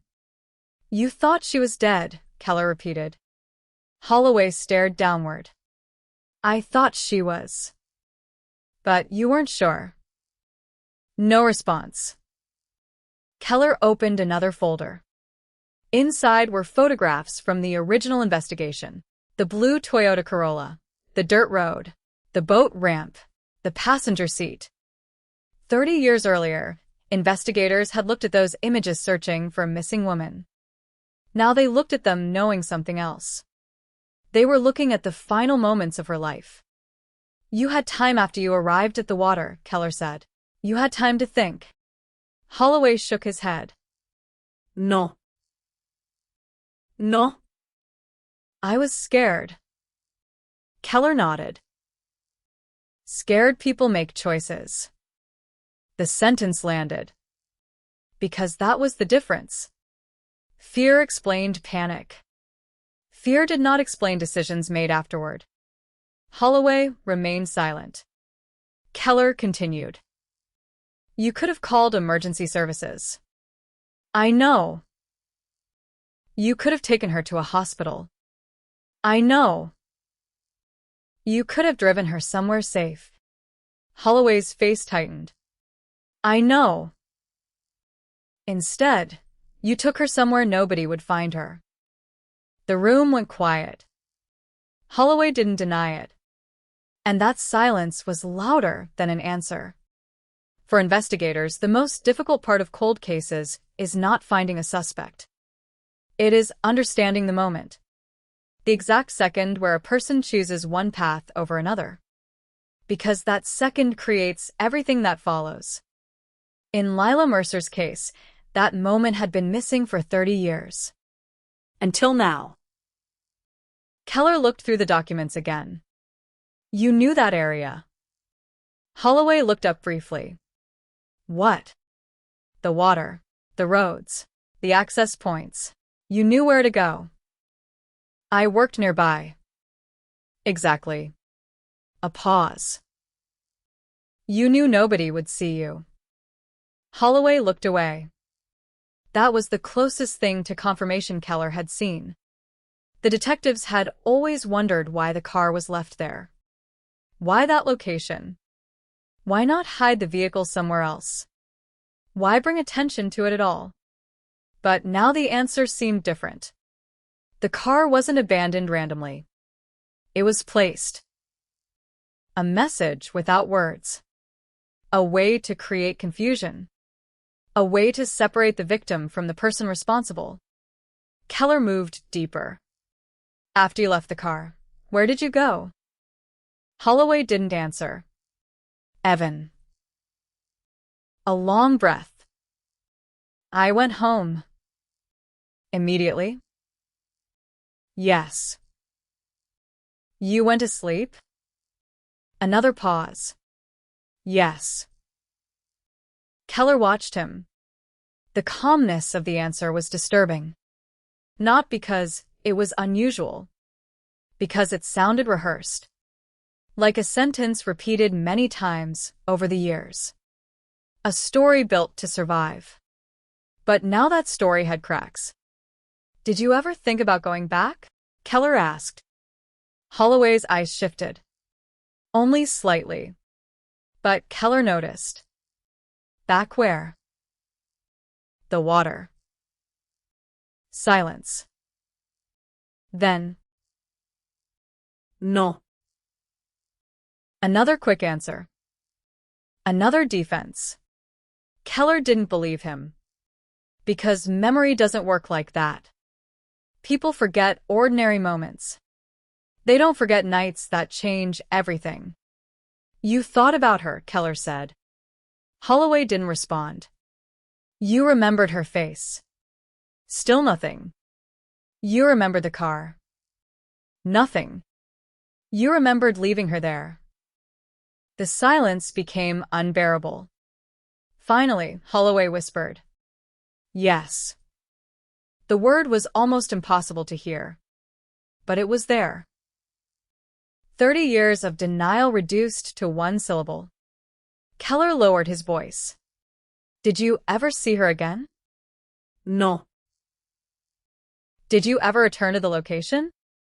Holloway hesitated. That hesitation was enough. Keller noticed. You did.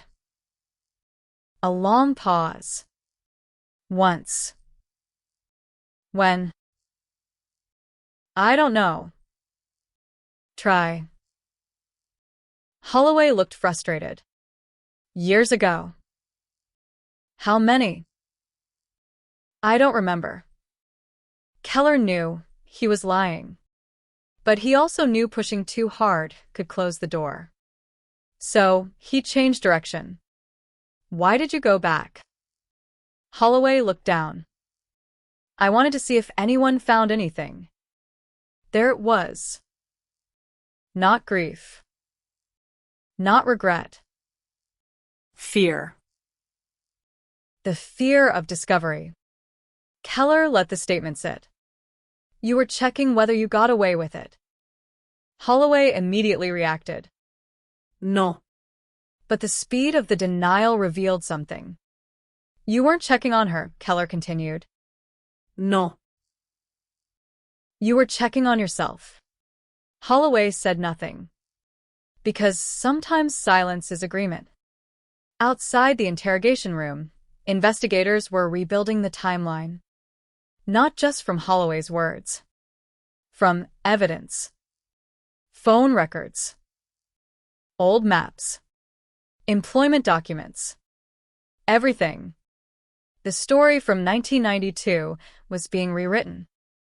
For years, authorities believed Lila had disappeared from her home. Now, they understood something else. She had been targeted before she ever reached safety. The house was not the beginning. The car was not the beginning.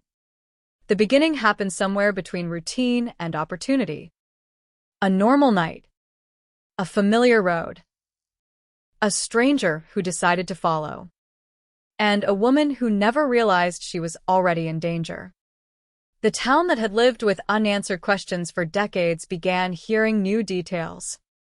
The cold case that once represented failure now represented something different. A warning. Because Lila's disappearance had never been random. It had never been a mystery without direction. The clues had always been there. They were just waiting for someone to see them differently. But investigators still had questions. The biggest one remained unanswered. Where was Lila? Finding the person responsible was only the first victory. Bringing closure required more. Her family had waited 30 years. 30 years of wondering. 30 years of imagining impossible possibilities. Maybe she left. Maybe she was alive somewhere. Maybe one day the phone would ring. But now, after all this time, they finally had a different truth. And sometimes the truth hurts more than uncertainty. Because uncertainty allows hope. Truth removes it. The search teams returned to the old area near the water. The same place that had haunted investigators since 1992. This time, they weren't searching for clues. They were searching for Lila. New technology changed the way they looked at the land. Ground-penetrating equipment scanned beneath the surface. Areas once dismissed were examined again. Every section mattered. Every piece of ground had a story. And somewhere beneath Florida soil, beneath layers of time and weather, investigators believed the final chapter of Lila Mercer's story was still waiting. Holloway's arrest had reopened the case. His words had reopened the memory. But the truth was not complete yet. Because a cold case is never truly solved when one question remains. Not just who, but where. And for Lila Mercer's family, that question had waited longer than anyone should ever have to endure. 30 years of silence. 30 years without answers. 30 years waiting for someone to finally say her name again. Now the world was listening. And the search for what happened after the darkness of that Florida night was only beginning. For 30 years, the water kept its secrets. The same dark Florida waters that reflected the headlights of Lila Mercer's abandoned car in 1992 had remained silent through seasons, storms, hurricanes, and decades of unanswered questions. Investigators had searched before. They had walked those shores. They had dragged through the mud, looked beneath the surface, and listened to every theory imaginable. But now they returned with something they never had before. A confession. A name. A timeline. And the possibility that the final piece of Lila Mercer's story was waiting exactly where everyone had once looked but failed to find. The search began before sunrise. That was intentional. The investigators wanted the first light of day. They wanted every shadow exposed, every detail visible. The same area that had swallowed evidence decades earlier was now treated like a crime scene again. Yellow tape stretched across the entrance to the old boat ramp. Local residents stopped along the road, watching from a distance. For some, it was impossible to believe. The case had become part of the town's identity, a story parents whispered about, a name people remembered from old newspaper clippings, a disappearance that became a permanent scar on the community. And now, after all those years, officers were back. Searching again. But this time, they weren't searching for a missing person. They were searching for the truth. Detective Keller stood near the shoreline, looking over the area where Lila's car had been discovered. The place looked different, and exactly the same at once. The trees had grown taller. The road had changed. But the isolation remained. The same feeling. The same emptiness. It was easy to understand why someone would choose this place. No houses nearby. No witnesses. No immediate help. A location designed by nature to hide things. The first teams focused on the areas closest to the water. Ground scanners moved slowly across the terrain, mapping disturbances beneath the surface. Search specialists examined sections that had been overlooked in 1992, not because investigators failed, but because technology simply wasn't what it is today. 30 years earlier, they had searched with what they had. Now they searched with everything. As hours passed, nothing appeared. No clothing. No personal items. No obvious sign that Lila had ever been there. Then, late in the afternoon, one technician stopped. A small irregularity. Nothing dramatic. Nothing that would appear in a movie. Just a signal. A disturbance beneath the ground. Everyone gathered quietly. Because after decades of searching, everyone involved understood something important. The biggest discoveries often begin as the smallest details. The area was marked. Carefully. Slowly. The soil was examined layer by layer. And beneath years of Florida weather, beneath roots and dirt and time, they found something. Not enough to answer everything, but enough to prove one thing. Lila Mercer had not vanished. She had been there. The evidence was sent for analysis. The entire investigation shifted again.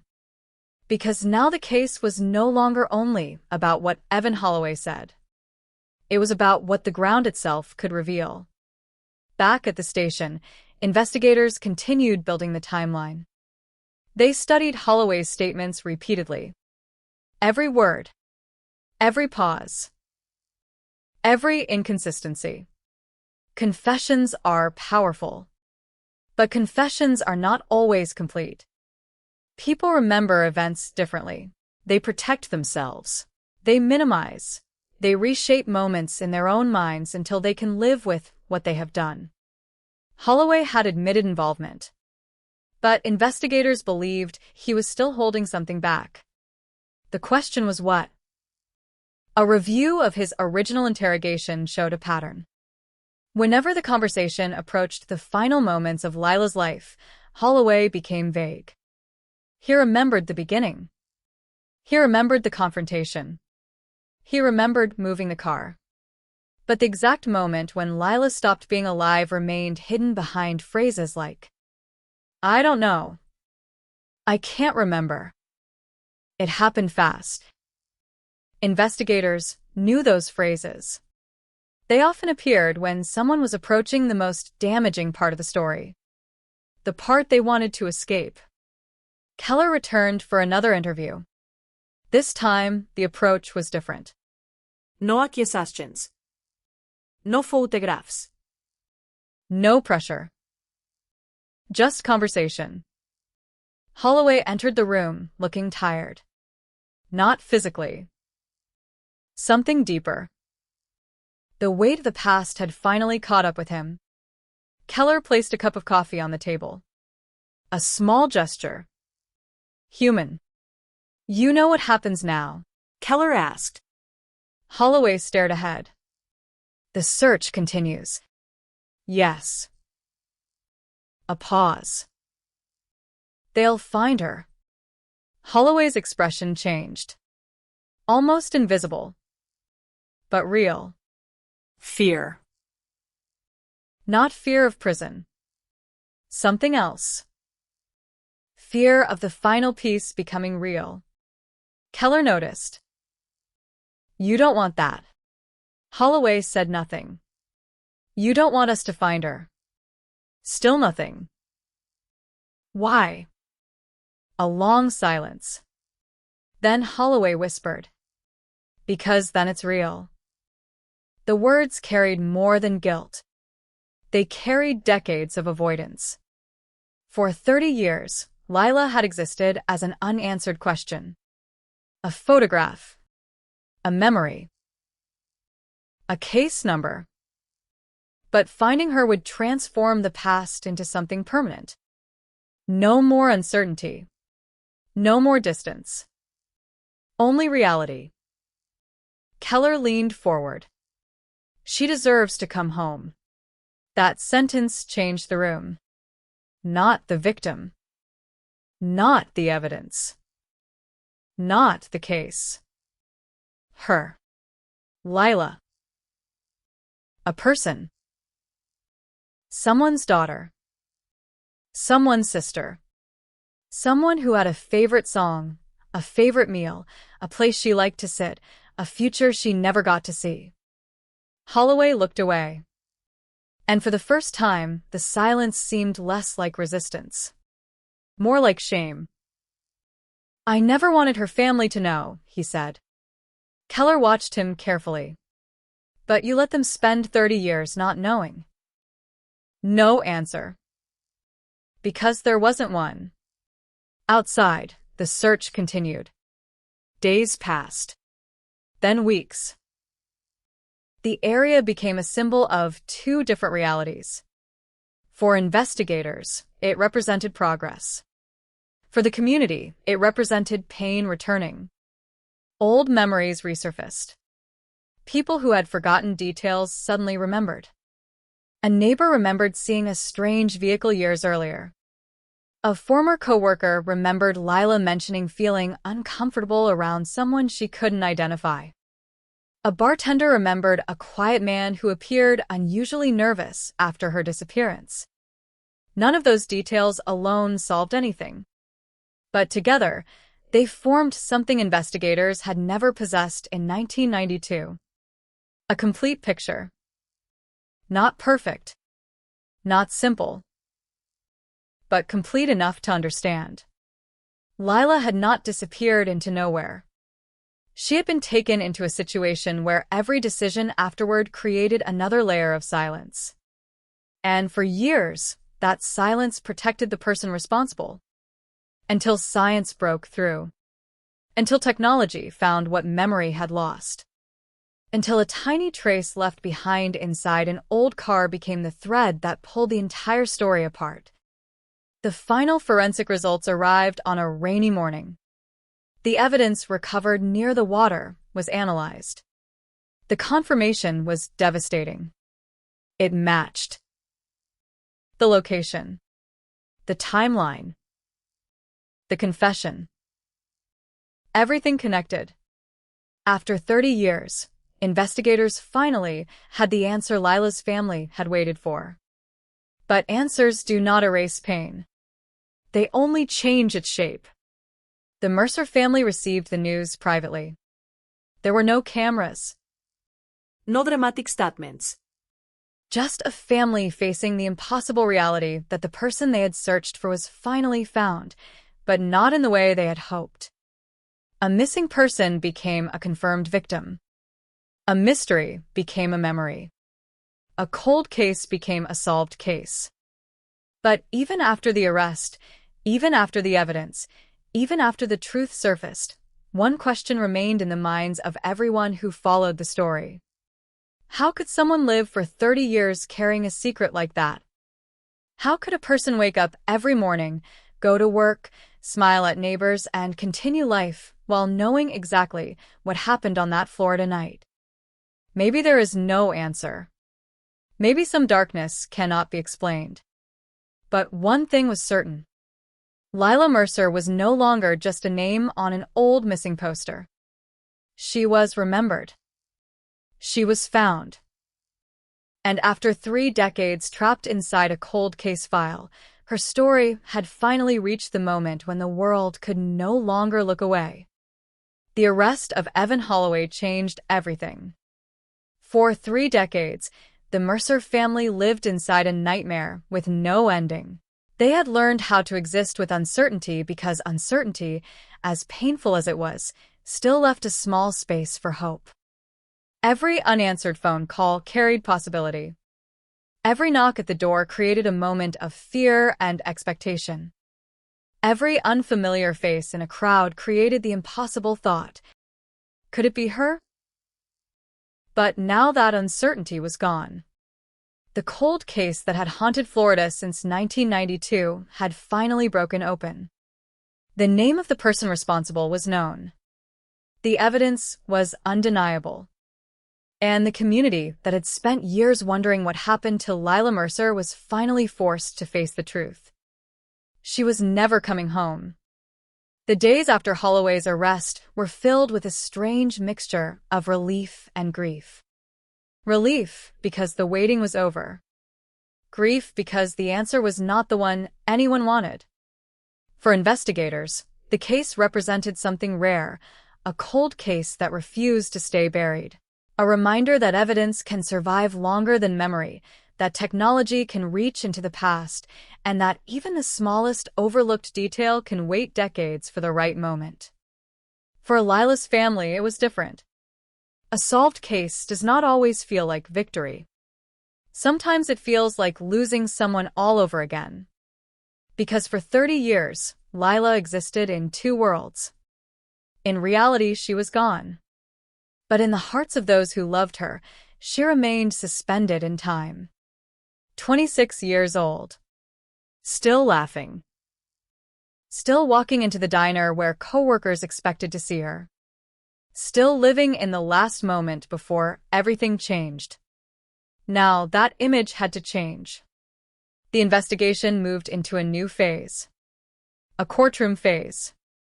And with it came another challenge.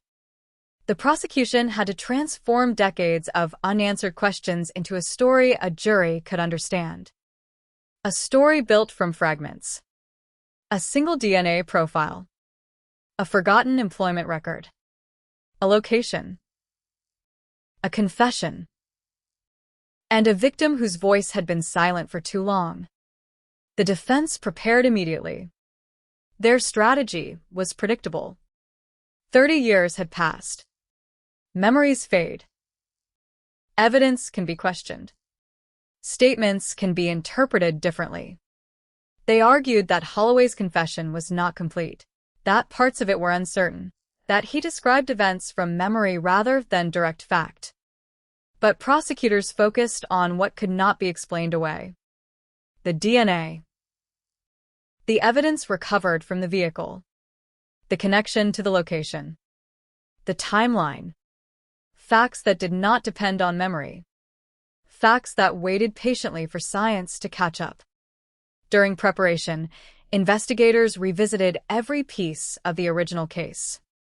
They looked at old mistakes, not to criticize those who worked the investigation in 1992, but to understand how the truth remained hidden for so long.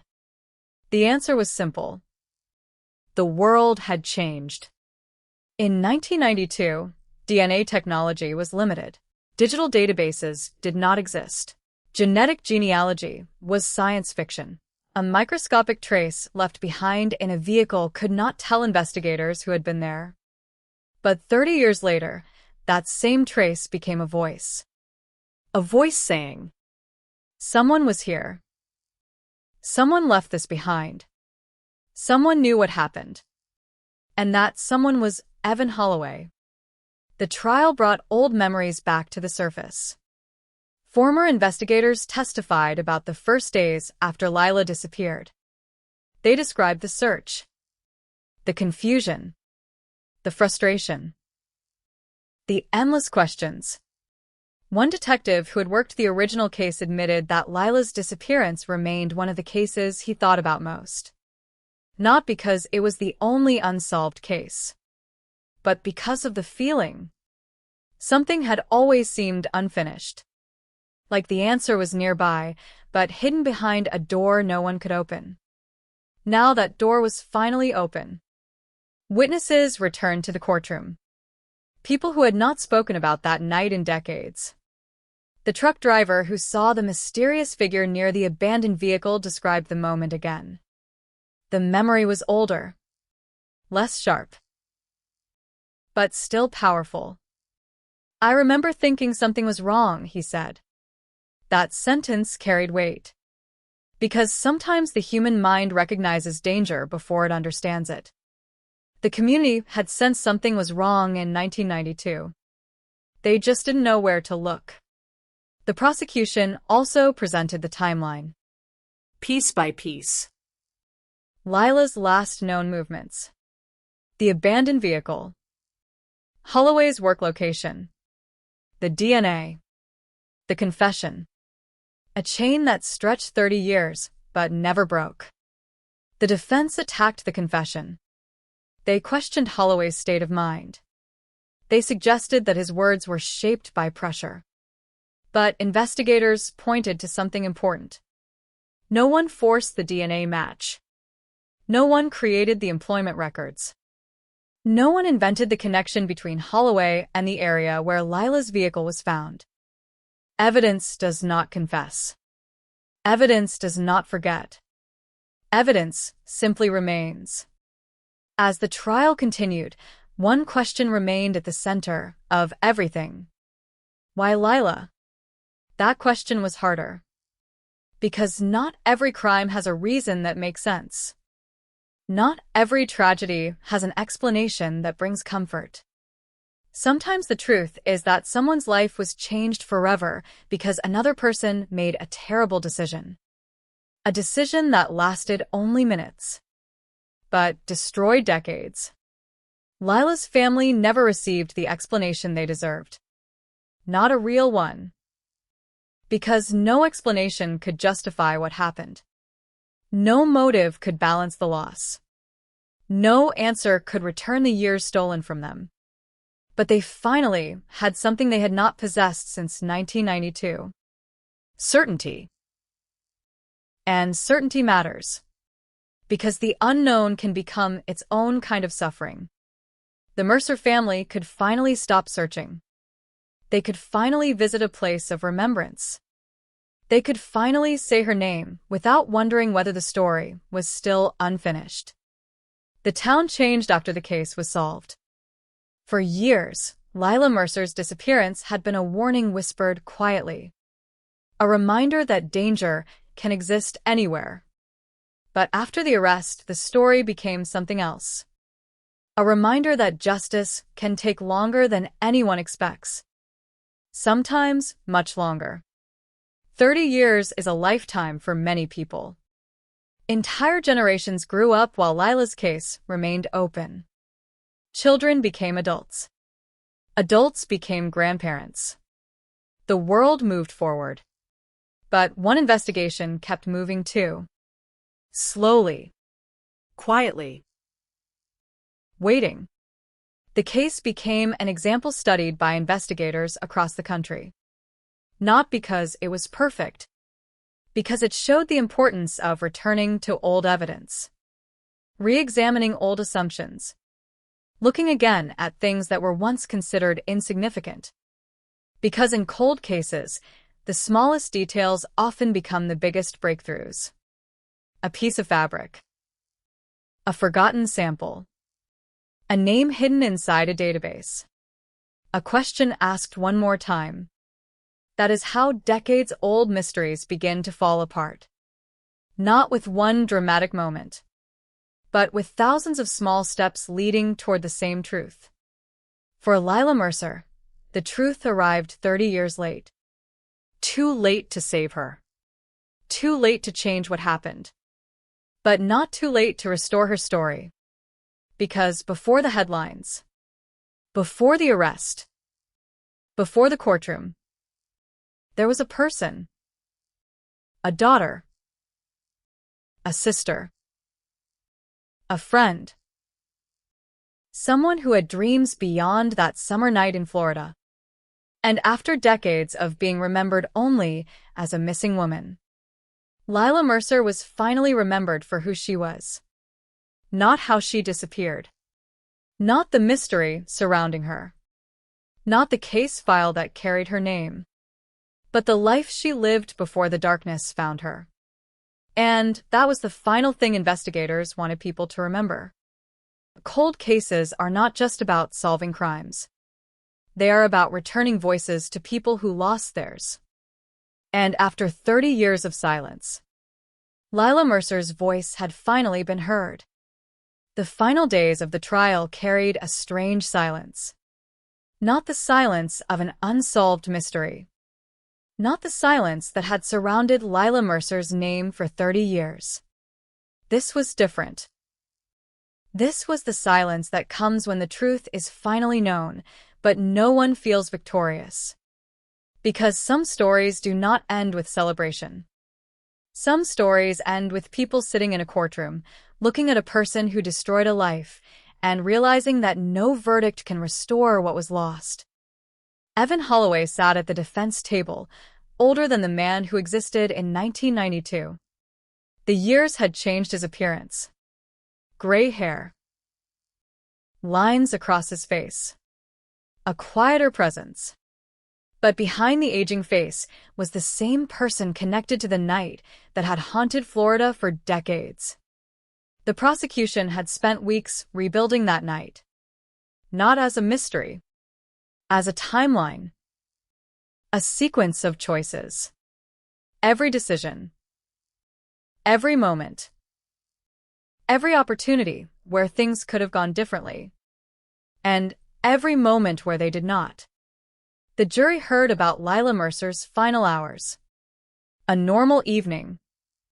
A familiar routine. A young woman who had no idea she was entering a story that would last longer than her own life. They heard about the blue Toyota Corolla found abandoned near the water. The single earring on the passenger seat. The mud that didn't belong there. The evidence that investigators collected but could not fully understand at the time. They heard about the forgotten DNA sample. The microscopic trace that survived decades. The evidence that waited patiently until science became advanced enough to reveal what had been hidden.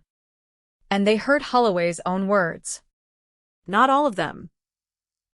Only the ones that mattered. The phrases that showed knowledge only the person responsible could have known. The descriptions. The locations. The sequence of events. The details that connected him directly to Lila's disappearance. The defense continued to challenge the case. They argued that memories from decades ago were unreliable. They argued that people change. That statements made under pressure should be questioned. And legally they had to. That was their role. Every person accused of a crime has the right to be challenged in court. But outside the courtroom, the question was different. Not whether the past could be questioned, but whether the past could finally be understood. The prosecution's final argument was not complicated. It did not depend on emotion alone. It depended on a simple idea. For 30 years, everyone asked the same question. Where was Lila Mercer? The answer was hidden. But it was never gone. The evidence was always there. Waiting. The prosecutor looked toward the jury. This case survived because the truth survived, he said. Not because people never gave up. Not because every clue was found immediately. But because one small piece remained. One piece that could not be erased. One piece that eventually led investigators back to the person responsible. The jury began deliberations. And for Lila's family, time seemed to stop again. 30 years earlier, time stopped when she disappeared. Now it stopped again while strangers decided what happened next. The waiting room felt familiar. The same feeling of uncertainty. The same helplessness. But this time was different. This time they knew.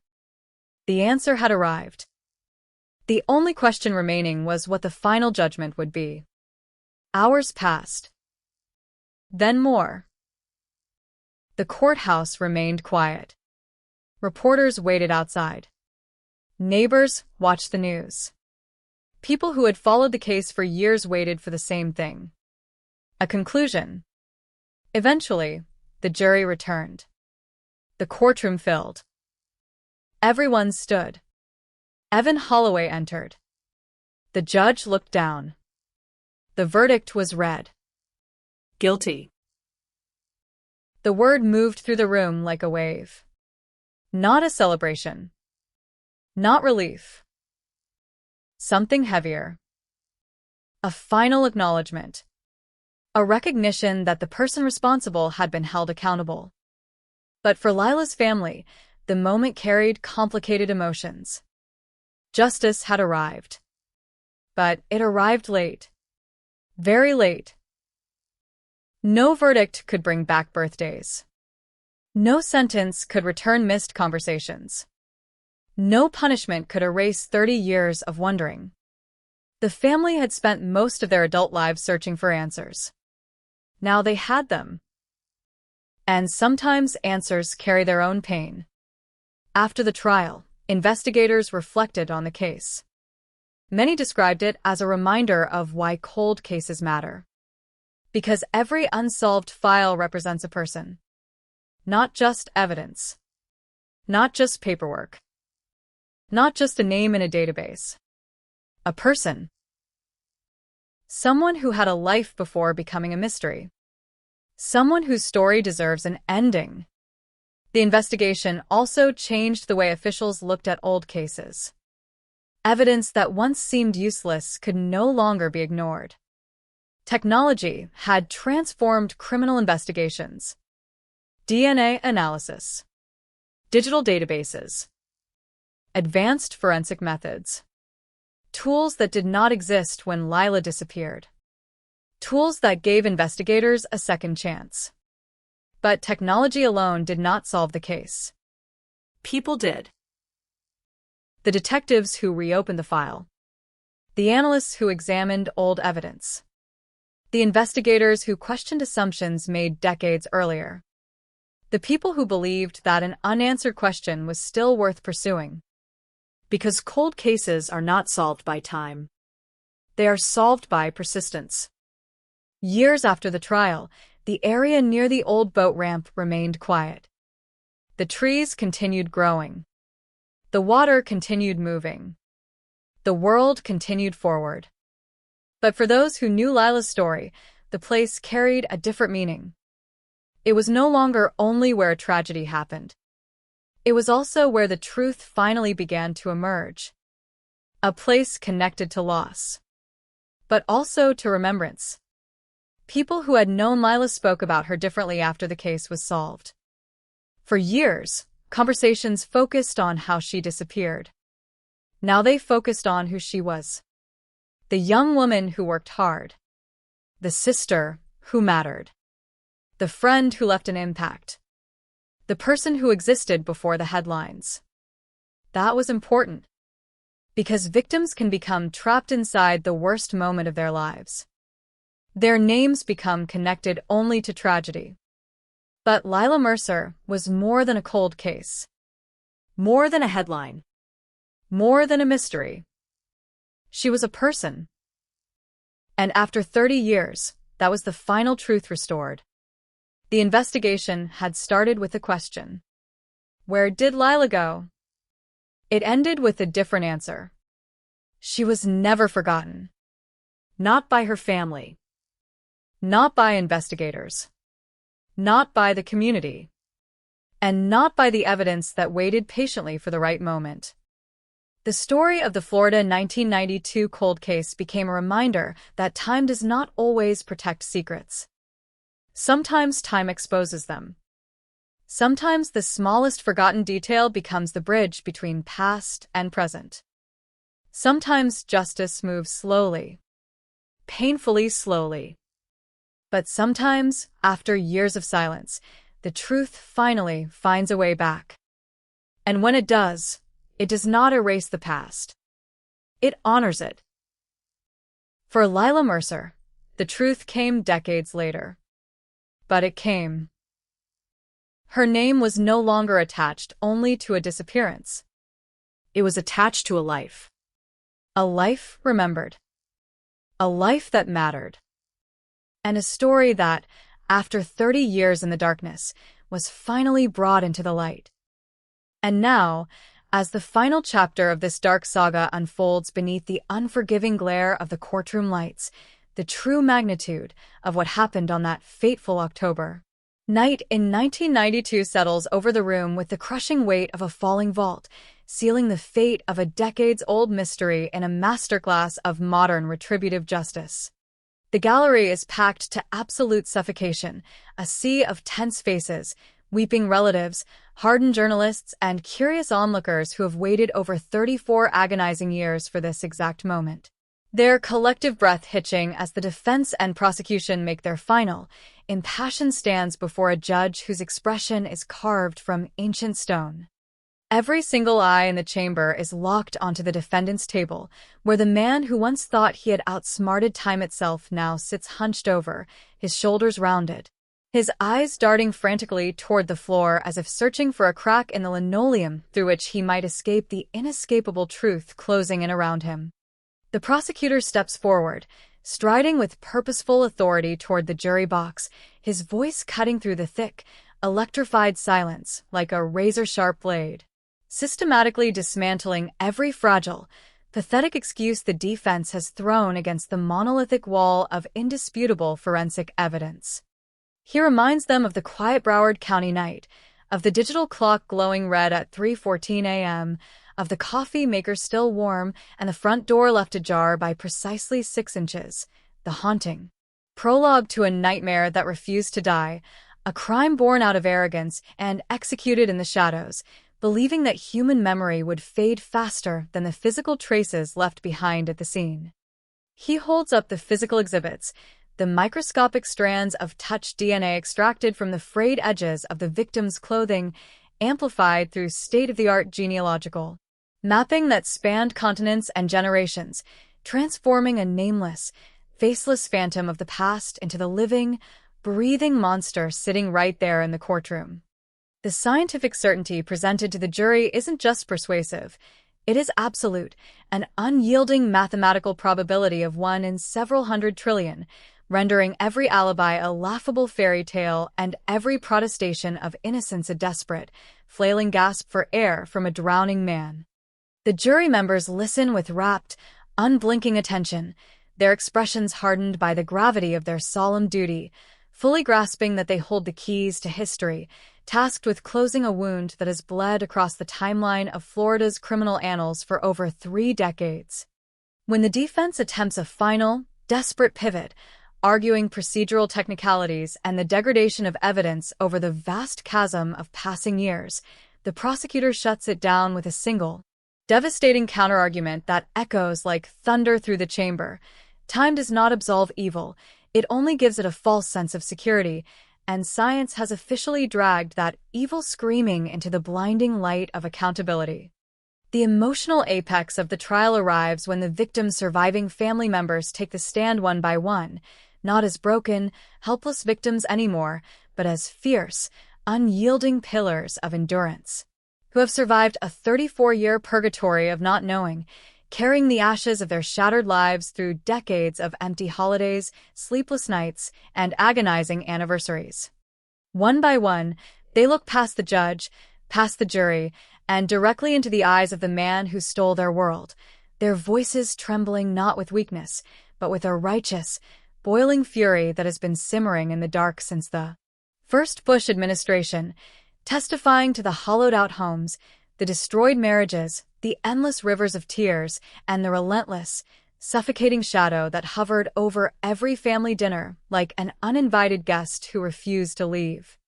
The defendant shrinks back under that collective gaze, unable to meet the eyes of the people he shattered, realizing with terrifying clarity that the anonymity he bought, with 34 years of silence, has finally evaporated into nothingness, leaving him stark naked before the judgment of his peers and the harsh verdict of history. The judge's gavel descends with a sharp, explosive crack that makes the entire courtroom jump, signaling the end of the testimonies and sending the jury back to the deliberation room to weigh the evidence, seal the coffin on a legendary cold case, and deliver a verdict that will reverberate across national news networks by nightfall. The hours tick away in agonizing slow motion as the press corps gathers outside the courthouse steps under the oppressive Florida humidity, cameras flashing, microphones thrust toward anyone willing to speak, while inside, the family sits in quiet, dignified solidarity, holding hands and sharing silent glances forged in the fires of unimaginable trauma.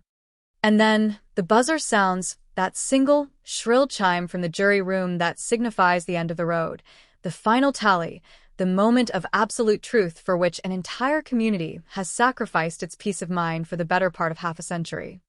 The courtroom fills once more in a flurry of hurried footsteps and nervous whispers, the bailiff calling all rise as the jury re-enters in single file, their faces remarkably solemn, carrying the heavy parchment that contains the destiny of a man who thought he had buried his sins forever beneath the sands of time.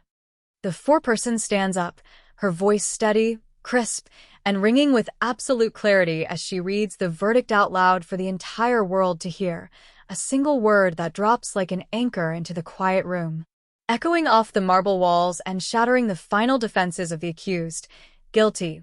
Guilty on all counts. Guilty of a brutal, premeditated act that robbed a human being of their future and plunged a family into an eternal winter of despair.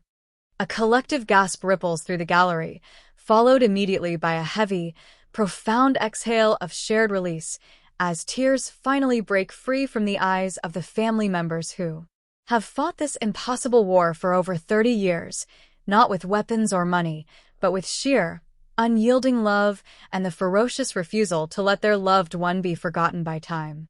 The defendant drops his head into his hands, his shoulders shaking with a mixture of rage, self-pity, and sheer terror, realizing that the game is over. The house of cards has collapsed, and the reality of spending the rest of his natural life behind cold, gray prison bars has finally caught up to him. The judge wastes no time, handing down the maximum possible sentence with a speech that serves as a chilling manifesto against anyone who believes they can outrun justice, declaring that while the wheels of the law may grind exceedingly slow, they grind with a pulverizing, inescapable force that turns even the most deeply buried secrets into dust. As the bailiffs step forward, their heavy hands clamping onto the shoulders of the convicted killer to snap the handcuffs shut one final time, the cameras flash blindingly in the background, capturing the definitive, cinematic bookend to a 34-year nightmare that began with a silent house, a glowing red microwave clock, and a front door left ajar by 6 inches on a stormy night in 1992. The man is led away down the sterile, fluorescent-lit hallway, his footsteps fading into the distance, leaving behind an empty chair in the courtroom and a profound, echoing vacuum where a 34-year mystery used to live, proving once and for all that no matter how far you run, how quiet you stay, or how many years you manage to steal from the calendar, the past is never truly dead. The truth is always waiting in the shadows, and the long, unforgiving arm of justice will eventually find you when you least expect it, dragging your darkest secrets out into the light to pay the ultimate price for the sins you thought you got away with.